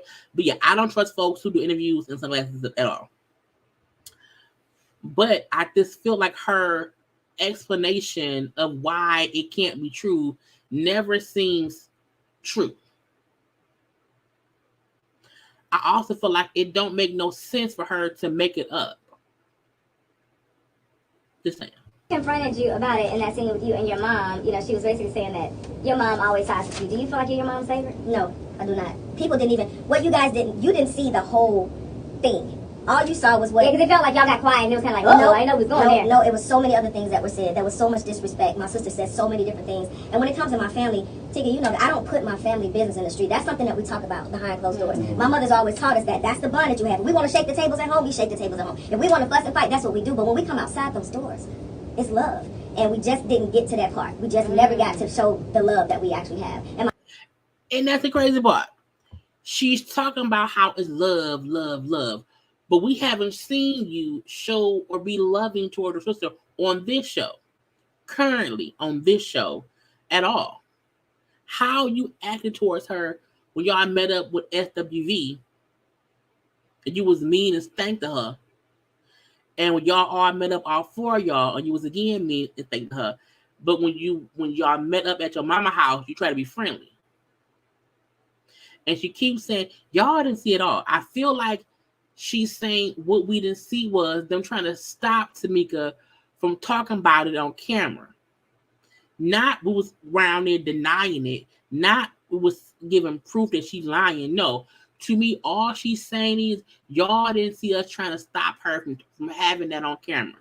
Because if she's saying now, family business stay in the family. It stay behind closed doors. And I'm whatever. Not with my money. And I also feel like the way we seen Tamika react was a reaction of frustration of her holding stuff in. And the mama and Tasha's reaction, I hope I said Tamika, because I meant Tamika's thing. But Tasha and the mama's reaction was, let's not have this conversation on camera. That's why they get quiet. Even if they were saying, Tamika, don't say this. Tamika, don't say this. Don't say that. Why you doing that? To me, that don't mean that you were denying what she was saying. Y'all were trying to prevent her from saying it on camera. And the whole thing about respecting your parents, I get that. I am respectful to my mama all the time. I don't, when I'm on here and I'm live and I'm cussing and she's watching me, if my mama was here at my house and I was on live, I would not be cussing. I do not cuss or yell at my mama. I don't. No. I do feel like that can be disrespectful. The difference is my mama ain't like they mama. And the fact that she won't acknowledge that her mama do have a favorite. Your mama sat there and said Tamika was jealous of you. That is a mama who ain't right. Because why would you say one child is jealous of the other one? My mother does not show favoritism, but does she get on to both of us? Yes. If you notice in that scene, my mom was like, hey, I don't care what nobody say, y'all. She was talking to both of us. So, but, you know, that's my little sister at the end of the day. She's always been that one, you know, to talk back and do certain things. So this is nothing new to us. But the way our dynamics are, you guys don't understand. My mother is the one to put her foot down. She says what it is, and we get through it. But now, we've never had these problems. We've never had any problems like this. Not to this extent. Meaning, we've never had a public issue. We've never had a public issue. And also, if you're saying Tamika always does this, then why are you so upset? If you know she talk back and get loud or whatever, why are you upset about something you are used to her doing? You're upset because she let out a secret no one wanted to be let out. All right. So much. Okay. Go ahead, Tia. Come on. So, and it came across my desk, and I had a report on the fact that there was allegedly an outside child with Rocky. Is that true? There's no child. There's no outside child at all. Period. Okay. And see, that's the thing when people hear things, they go straight like, oh yeah, it's true. We've been convicted. I mean, since day one, I have been y'all don't understand, I've been attacked. It's been ongoing. I've not been out of the media every day. And I'm like, what is all of this for? She lying. First of all, you in the news every day because the show aired and people see you for how you act. So recently, yes, you have been in the news. You've been on the blogs. Yes. However, when that situation happened with that lady who said she was pregnant by your husband, it's easy for her to say, no, there is no baby. There is no, because the lady did not have a child. She was saying she was pregnant. What she did not say is that my husband was not having no affair with nobody. That I would have fully cleaned it up. I would not just say, no, it was not no baby. I was look, the lady who came out and said my husband was her boyfriend or whatever is a damn lie.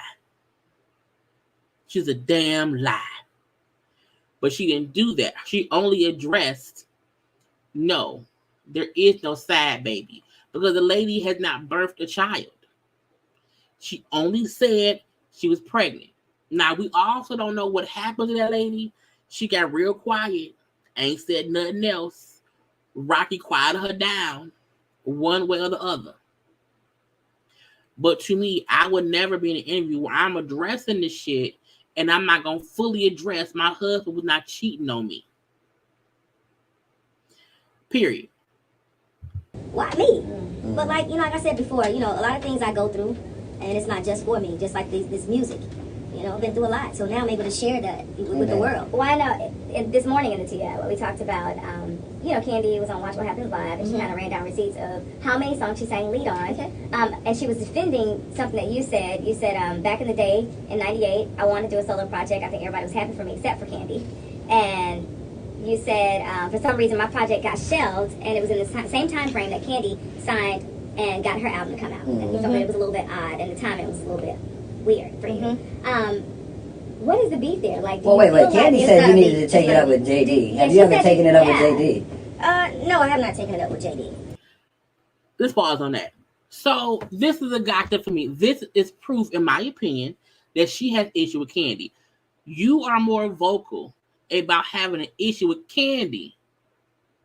You want to keep insinuating it's strange that Candy was able to also get a record deal to have her album come out, but you couldn't have that happen. But you have not had this conversation with JD, whose label you was on. That's how we know she on bullshit. And how if you allow people to, I'm going to say this. I would love for LaTocha to be on Tamron Hall because she's a journalist. And this is the issue I feel like, or the difference between talking to a YouTuber, to a radio disc jockey versus talking to somebody who's a journalist. Because a journalist would have follow-up questions. If this was me, and I am not a journalist, but if this was me talking to her, I would have had follow-up questions to what she's saying. Because when she said, well, no, I have not talked to JD, I would say, well, why not? Can you explain why you have a bigger concern or issue with what Candy had to do with it and not with the person who was ahead of the label at the time? Why over the years have your conversations always been about what you think Candy might have done and not you've asked JD, what did he do? That's a gotcha for me. But that's why sometimes on these things, people be used to folks just asking them a question, they answer it, and no one follows up with a follow-up question. Because me would have said, well, what have you talked to JD? I have not. And do you really feel like Candy has that kind of power to shelve your album? I just said it was very odd that in the beginning, I've always said I wanted to do something. She came and was like, oh no, you shouldn't be able to do that. Like, you're going to leave, you're never going to come back. And I said, that is not true. I definitely want to do something. I've always wanted to sing. And she was like, you're not coming back, you're not coming back. Then she gets the record deal. She never wanted the record deal. And if y'all watch Candy speak on it, Tasha saying that I always said I wanted to be a solo artist. Candy never talked about wanting to be a solo artist. And Candy was saying that I'm not going to come back. In my opinion, what that means is if we are a part of a group and we already know y'all all don't get along that well and one of the singers is leaving, her point, in my opinion, could have been you not going to come back because you're going to go solo and then be solo. Which then ends the group because we're in a group. Candy said her speak on it that because Tasha had a solo deal, and again, that's why I also say when you are a reviewer of things, I have to watch so much stuff to be sure to have a full explanation of everything. If you only listen to just to Tamika's live that she had on YouTube, if you only listen to Candy live that she had on her YouTube, if you only listen to one of their things, you don't have a full circle conversation about what all is said. The only reason I can call Tasha out her shit, I've heard what also Tamika said and Candy. But Candy said once they knew Tasha had a solo deal and the group was breaking up after the third album, her and Tiny wanted to be a duo. Candy was not trying to be a solo artist. The record label, Columbia, did not want to sign Candy and Tiny as a duo called Cat, Candy and Tiny. They offered Candy, who at the time had a very distinctive sound, a very distinctive voice that people liked. They offered Candy the solo deal. And Candy said because she didn't have nothing else going on, she took the deal because she had to make money. Not that she wanted to be a solo artist, That was the deal they offered after turning down them as a duo because Tasha left the quartet. So when Tamika comes on here and she says stuff as like, Kandi did not want to be solo, I did. So for Kandi to have a solo album, to me means it's real funny that she didn't want to be solo and I did, and then she went solo and I did not. It's her trying to push a narrative that Kandi purposely went solo to spite her and got her album canceled. That's what she's saying. So when Shamia asked her, "You think Kandi has the?" And that's why I said Shamia was real slick and sly, and how she asked her questions that was really for the Kandi, because her and Kandi are really good friends. But saying, so you think Kandi had that much power to get your album canceled? Because that's what you're saying. Well, no, I just thought it was odd. Girl, bullshit. I wanted it. I said what it was. She was upset. She goes to get one. I had mine with So So Def, and all of a sudden her album comes out, mine on the shelf. At the time, she and Jermaine had a very great relationship because they were partners. Again, I mentioned earlier. Had a burp. I mentioned earlier how she said early in the beginning of the interview how Tamika had been there before saying sorry to Kandi about things. I said that she was saying sorry for saying Kandi had slept with Jermaine Dupri and folks in So So Def. The fact that that Tasha is now bringing up, well, at the time, I had a deal on So So Def. Kandi's album was on Columbia, not So So Def. But she's saying Kandi's album, or whatever, my album on So So Def, Kandi was close with Jermaine. It's her again bringing up Kandi was fucking Jermaine Dupri. Again, bullshit. So to me, so this is the thing. If you're saying you think because Kandi was fucking with Jermaine Dupri, that Jermaine Dupri listened to his girlfriend or whoever Kandi was at the time over business, why wouldn't your issue be with Jermaine Dupri? Why is your issue with Kandi? Kandi did not work at So So Def. Kandi album was at Columbia, but you refused to hold anyone else accountable except Kandi because she was fucking JD. You fuck your husband, he ain't got you no good deal nowhere else. And so you would feel jaded. What kind of partners? Like business partners? No, they was getting it in. They were a couple. They were an item. They were. Oh, okay. Yeah. I never knew that. Okay. Yeah. No, it was what it was. And so I felt like, what is happening here? You know, I've talked about it. You were upset about it, but now you're doing it. So yeah, anybody would feel sort of like, oh wait, but you didn't want me to have one, but you got one. Yours came out, mine didn't, and it was like, oh, it was like that. But she never talked to JD. So I feel like the reason I'm calling bullshit on Tasha is because she's rewriting history to fit her narrative. That also means she's saying Kandi was vindictive and telling JD or whoever at So So Def, mainly JD, to drop her album. So, but you never asked JD about shit. Never. Right. Kandi support everybody. She's jealous. She never got over it. And why does she believe that Kandi would have told him to do that to her? Why? Right. Why does she think Kandi hate her? She's move on. And again, if she felt like she could be the Beyonce, why didn't you go somewhere else and get a deal? If your deal got canceled at So So Def, and if you blaming that on Kandi because Kandi at that time was dealing with Jermaine Dupri, why were you not able to go elsewhere if you're the voice? And so Tyler said, why couldn't you go nowhere else and get another deal? She's full of shit because first she said the group disbanded because Kandi was fucking JD. If that's the case, why the fuck would he sign you before Kandi? Boom. Boom.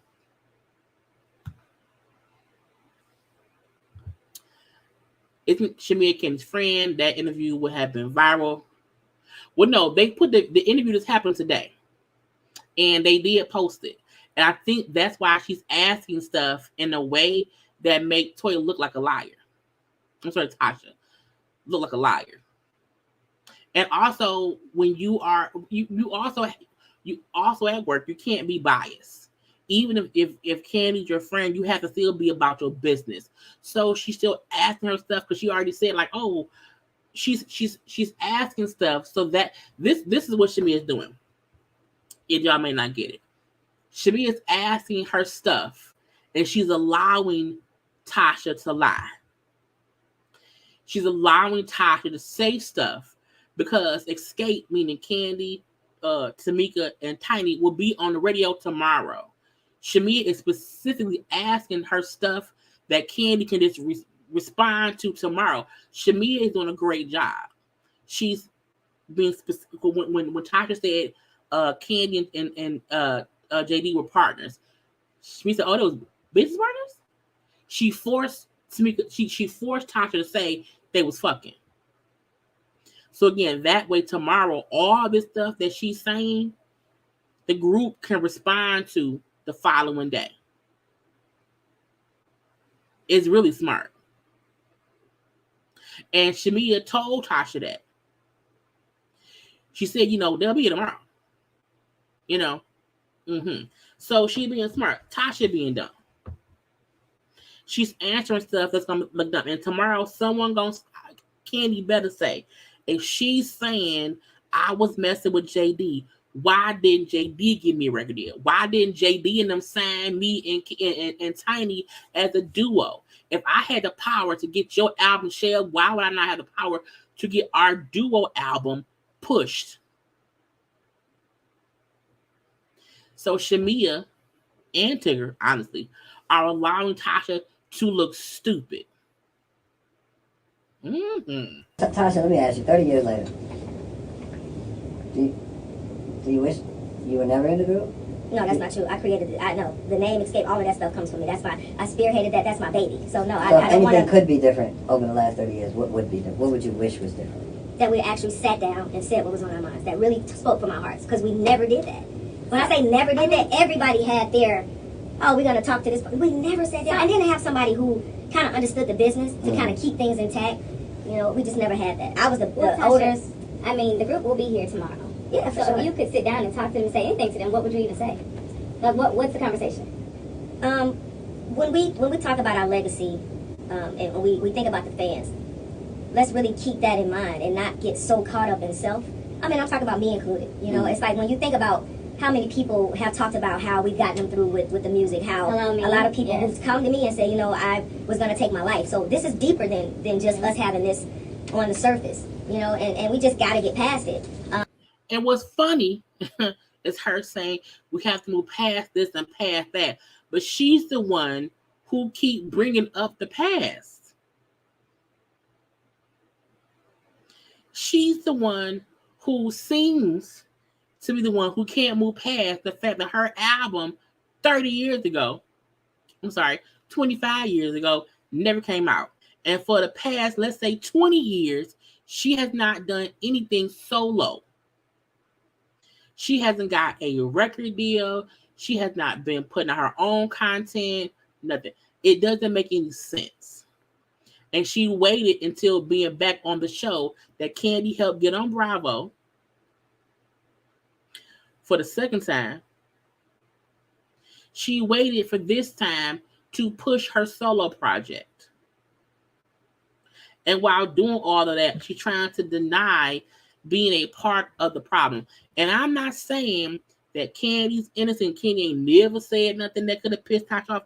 I'm not saying any one of the four of them are innocent in this. What I'm saying is currently Tasha's full of shit. What I'm saying is Tasha wants to make it seem as if currently she ain't do nothing wrong. Tasha wants to make it seem as if the reason her and Tamika wasn't speaking was because of poor management that her husband brought to the group. Tasha wants to make it seem as if the whole group does not have a communication issue based on them trying to appease her ass. Currently, Kandi and Tasha beefing 30 years ago don't really matter now. Tasha wants it to matter. And I think Tasha or her husband thought that we would side with her because she wants to go do gospel. And you can't ever fuss at nobody who wants to sing for Jesus.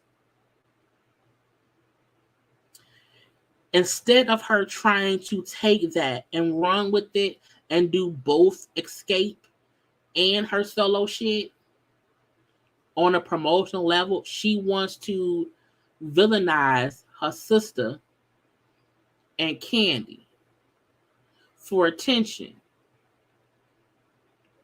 She wants to tell half truths and make it seem as if her sister only said this lie of her and her husband selling that 30K for the cameras. Not like they was in the for argument and something that was discussed behind closed doors was set on camera and her mama instantly said, cut the cameras. Not y'all stop fussing. Cut the cameras. People say cut the cameras when they do not want stuff to be aired for other people to know. That's when people say cut the cameras.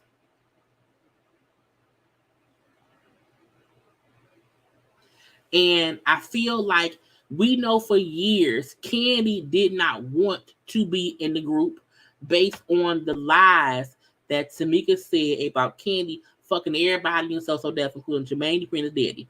We also know Tamika said that in support and trying to be supportive of her sister Tasha, who was pissed at Kandi at the time. It was not until they got together and Kandi finally agreed after they begged her, hey, let's do this. So she came back and they had that last show in 2017. And now they have this show. And Kandi, she's on board. And Tasha wants to be the one who now wants to go solo.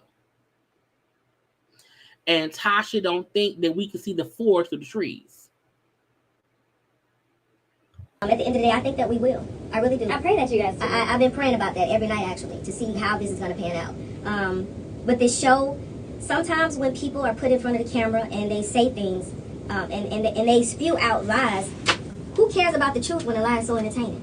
It's just so entertaining. It's so much to be like, oh, well, I can say this and people will believe it. What do you feel like the biggest lie was for you? It's a lot. It's a lot. And a lot of things in the scenes that you guys are not seeing. There was one scene in particular that I actually sat down to talk about business, talk about how I felt. Even with Kandi in our conversation, I told her, I said, listen, I was there for it when your baby was born. Like, for you, texting you, making sure you were cool. I was there at all of her events. When she was on the front cover of Essence, I was the only group member there. When she did her play, I wanted to show support. But I never nobody reciprocates that with me. But listen, I've done my part. Now let's talk about that. She wants to say, I've been there for Kandi. I've been there for Kandi. When Shamia said, because Tasha was saying, people be on camera lying. They on camera lying. When Shamia said, okay, so what's the biggest lie? The fact that Tasha did not say that I stole that money, to me means she stole that money. Can't nobody ask me what's the biggest lie that was said on the show that I was accused of stealing. And I don't say the fact that I stole something, that's the biggest lie. I didn't steal shit. To say, oh, there's so many lies. There's so many lies because whatever. And to want this out the blue, consistent love and support because you have supported Kandi, I feel like all of them over the years at one point or the other has supported each other. Kandi just let her speak on it, telling folks to go buy Tasha's album.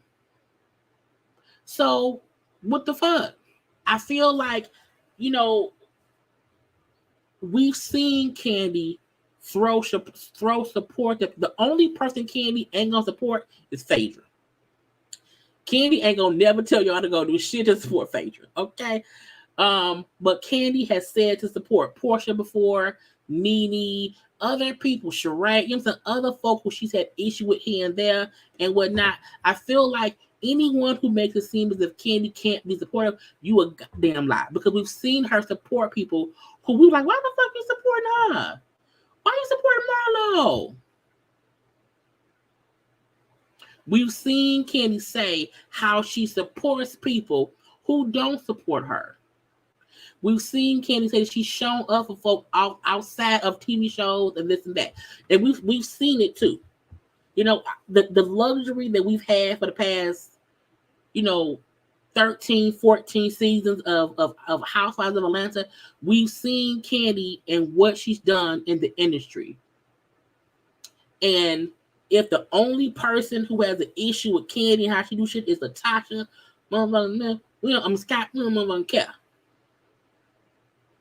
But to even bring up, I was there when she had a baby. If you mean Riley, girl, okay. I'm sure over the years it's as if she's saying stuff like no one supports me. Not now. But Candy just told people to buy your app. Candy has more subscribers than you. And she told all her people to go support your ass. Even though you up here still fucking with a lady all these years later. Tasha full of shit. That's all I can do at the end of the day. But no, it's a lot of things that are not even being shown in the light that it's supposed to be shown. All y'all see is me sitting in the room, I'm looking upset, but not knowing that we just had arguments. My mom and my sister got into it. And like I said, my family comes first. Right. Then get off the show. Get off the show. We all know for a fact that your mama and sister was fussing. We all knew that. Cool. But if you want to walk in the room and not say shit and not admit you were fighting and fussing, if you want to keep shit behind closed doors, you can't do that on TV because it makes you look like a fool and like a liar. You can't do that. You just can't. And if you're upset about what happened between you and your sister, and your sister asks you, so what's the issue? You then don't want to discuss it. I ain't gonna discuss this in front of them. Bitch, you on a TV show. It's gonna play out in front of the world, Craig, the world. Tasha trying to get sympathy by saying production and the show is cutting out stuff. And that's why she looks so unlikable. She's trying to blame everybody except her husband, her mama.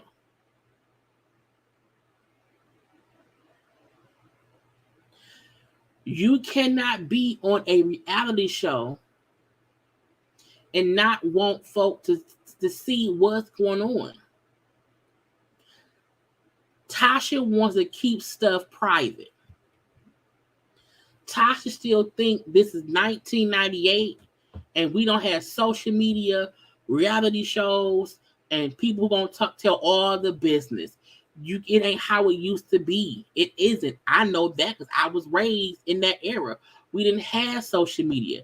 We didn't know certain things. It was all word, word is word. You would have to wait to hear stuff about either on through the radio, in a write-on magazine, in a word magazine or whatever. There was no spreading of the business back then. She still think that's the time it is, and it isn't. Mama, you behind. Your husband, who's your manager, should you know, babe, you're gonna look down. You're gonna look down. But y'all sitting around here looking stupid. And then trying to blame everybody except the men. I'm still pissed she won't blame fucking JD. So it's very hurtful even now to see my mother being dragged. Well, LaTocha, I'm sorry, y'all. No, it's okay. We appreciate I'm talking about literally being dragged. right, the honesty and transparency.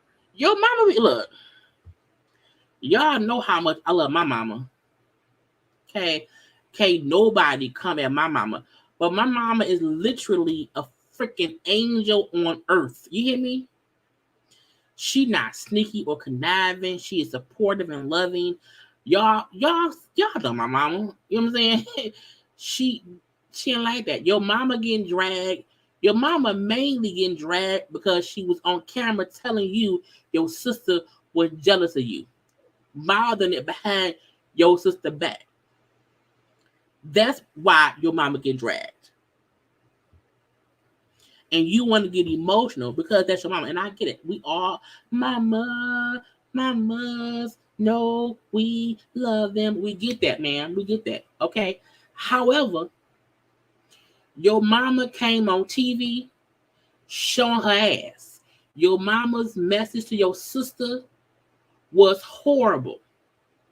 Your mama said, cut the cameras to protect whatever was said, showed us your mama around here trying to protect you. And you can't make it see. And it is sad that her mama getting dragged. I get that. Your mama put herself in this situation. Because it's also something where her mama is probably used to saying shit behind Tamika back and no cameras being around to see it. Your mama not used to TV. That's y'all fault. Don't bring y'all elderly mamas around here if they don't know how TV works. My mom is fully aware if she around me and I'm on camera, it's going to be on camera. But my mom understands it. And my mom is not a person to say, my mom don't do that. Man, look. It's your mama's fault. It's your mama's fault. Your mama said she jealous. She jealous. That right there put your mama on the map to get red for filth. Because what mother does that to her child on TV? What mother calls and leaves that kind of message to the daughters? And if I catch you fighting your sister, won't nothing stop me from whooping your tail. A mama who's used to talking to her like that and it not being put out publicly. Tamika got fed up and said, I'm gonna show y'all what I've been dealing with. Tasha is upset that Tamika has aired their mama out for her bullshit. That's why she pissed. Yeah, I've been going easy. I love your the avatar. I love it. I love the hair, the green lip. Come on now, habanero. But even I went easy on her. I try to go easy on everybody mamas. I don't think it's nobody's mama I go in on. Maybe Miss Wanda. I think I would offer Miss Wanda, but even in a respectful way. However, they mama not shit. And I've seen some folk give her the business. I tried my best to be respectful as possible while still saying they mama not shit. Because anybody who calls, honey, who said it? When, first of all, on Hollywood Divas, I had no idea. I forgot that when Selena Johnson read Nikki Gilbert for 50 said, bitch, it is a special place in hell for bitches like you who cause division amongst women. That being said, and the fact that Tasha was there, I forgot Tasha was even in the room on the episode. But when Selena Johnson told Nikki Gilbert, your face looked like a baboon's ass. There's a special place in hell for bitches like you who cause division amongst women. That's how I feel about their mama. It's a special place in hell for parents who cause division amongst their children. To where your grown 40-odd-year-old daughter is still searching for love from you because of how you treat her. And you call that girl. It ain't not damn message. My mama could leave me. I don't care. I've made my mama. I've made my mom mad hundreds of times in my life. Okay. She's never made me feel like is my siblings are better than me. Even when I stole my sister's car and kept stealing it, and she got pissed. My mama got pissed the fuck off at me, and they put me out. I was 18. They put me out, but I was out at like family house. And so I wasn't like put out on the streets. My point is, that's the most upset my mama ever been at me because I kept stealing the car. And she still, in her anger, it had nothing to do with my sister. It was the point that I did something wrong because she held me accountable. Tasha and Tamika mama was pissed at Tamika because of Tasha. Then we're trying to make Tamika feel like shit because of Tasha. It's a special place in hell for parents who cause division amongst their children. Because the fake emotion that the Titan girl, that Tasha is trying to have here about being sad for her mama ain't shit. The emotion that Tamika had fussing at them and crying in the scene, in the confessional, talking to Tosh, that's true pain of what your mama put you through. Oh, y'all didn't know? Y'all must be new. Y'all must be new. Look, go back and watch my story times. Go back and watch my story times of the stuff. Lord Jesus. Okay. I have story times up of all kind of stuff, honey, that I did. I think I've said it before. Yeah, I say this all the time. I'm 41 years old. I have grown leaps and bounds. But I was a wild child. And not because I was raised to be like my mom was like, what the fuck is going on? What is she? Y'all see, my mom has always been this calm, cool. She's always been a mom. But me, I was from when I was like 17 to around 20, in my 20s or whatever. I was having fun. I lived a life. Okay. But yeah, I'm very much so. I'm very zen. I'm very calm. I be chilling now. I've lived a whole life, honey. I'm lucky to be alive. Okay, I'm telling y'all, go to my page and look up my story times. I've discussed stealing cars. The bad. It's all kind of stuff. I stole my sister's car, my mama's car, my daddy's car, my uncle's car, my cousin's car. All kind of shit. You're right. The crackhead mama in the abandoned house. Yes. Right. I fell out a window. I was pushed out that window. I still feel like I was pushed out the window. My point is, I had a parent be upset with me, and it was never about my siblings. It was always about what I did.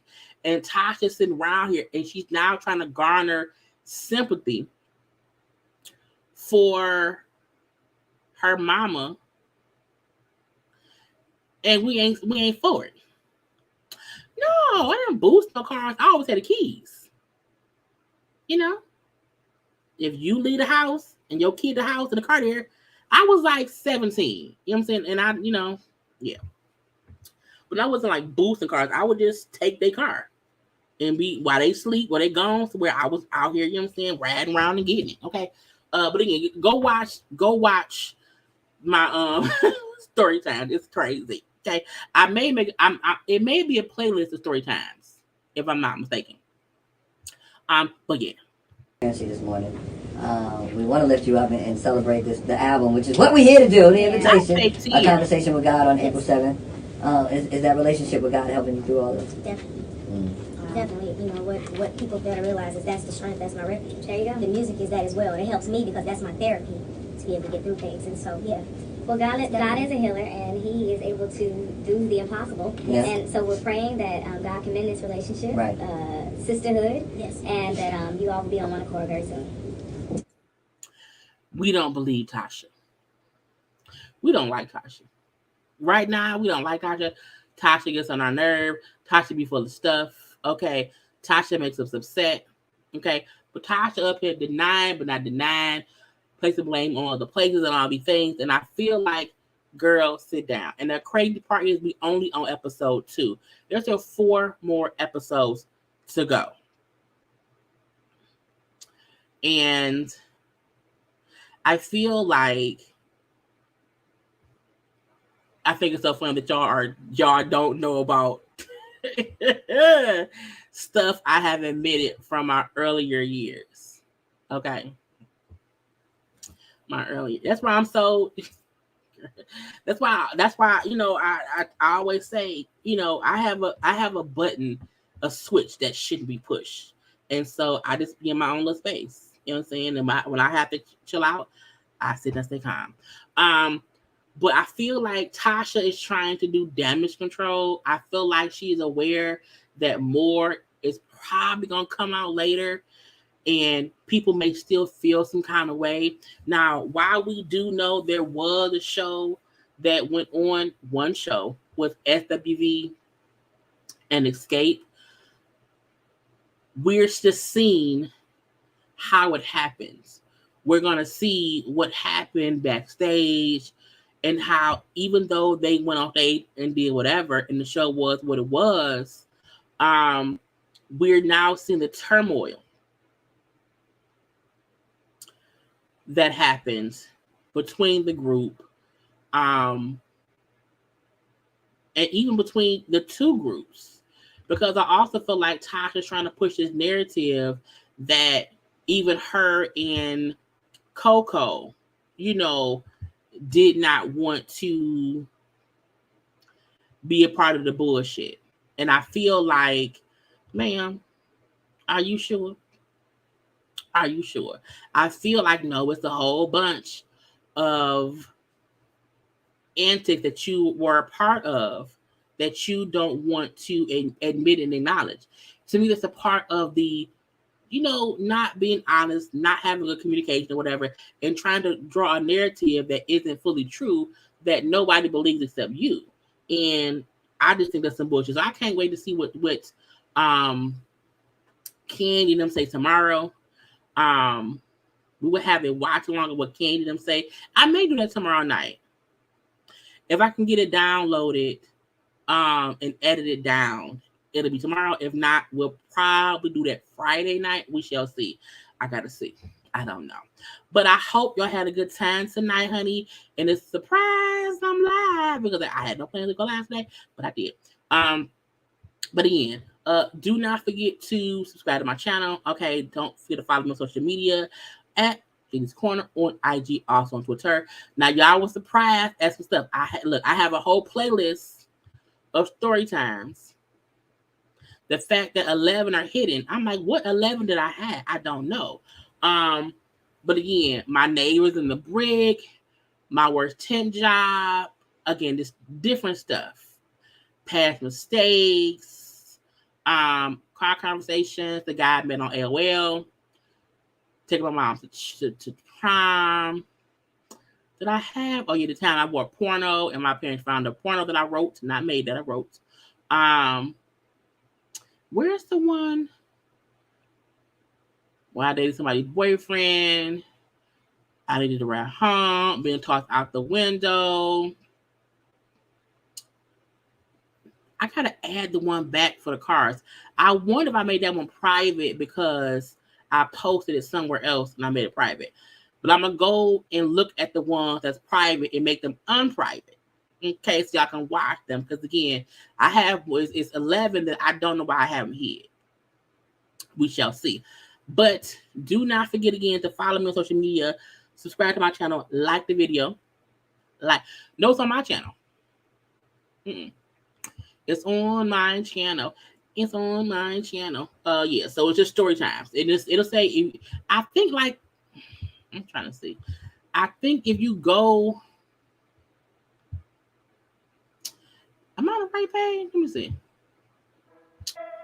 I am on the wrong damn page. Hold on, y'all. I could have swore. That's my backup channel. Your channel playlist. I could have swore, or maybe I don't have. I gotta make it. I gotta make it public. I'm gonna make it public in 1 second.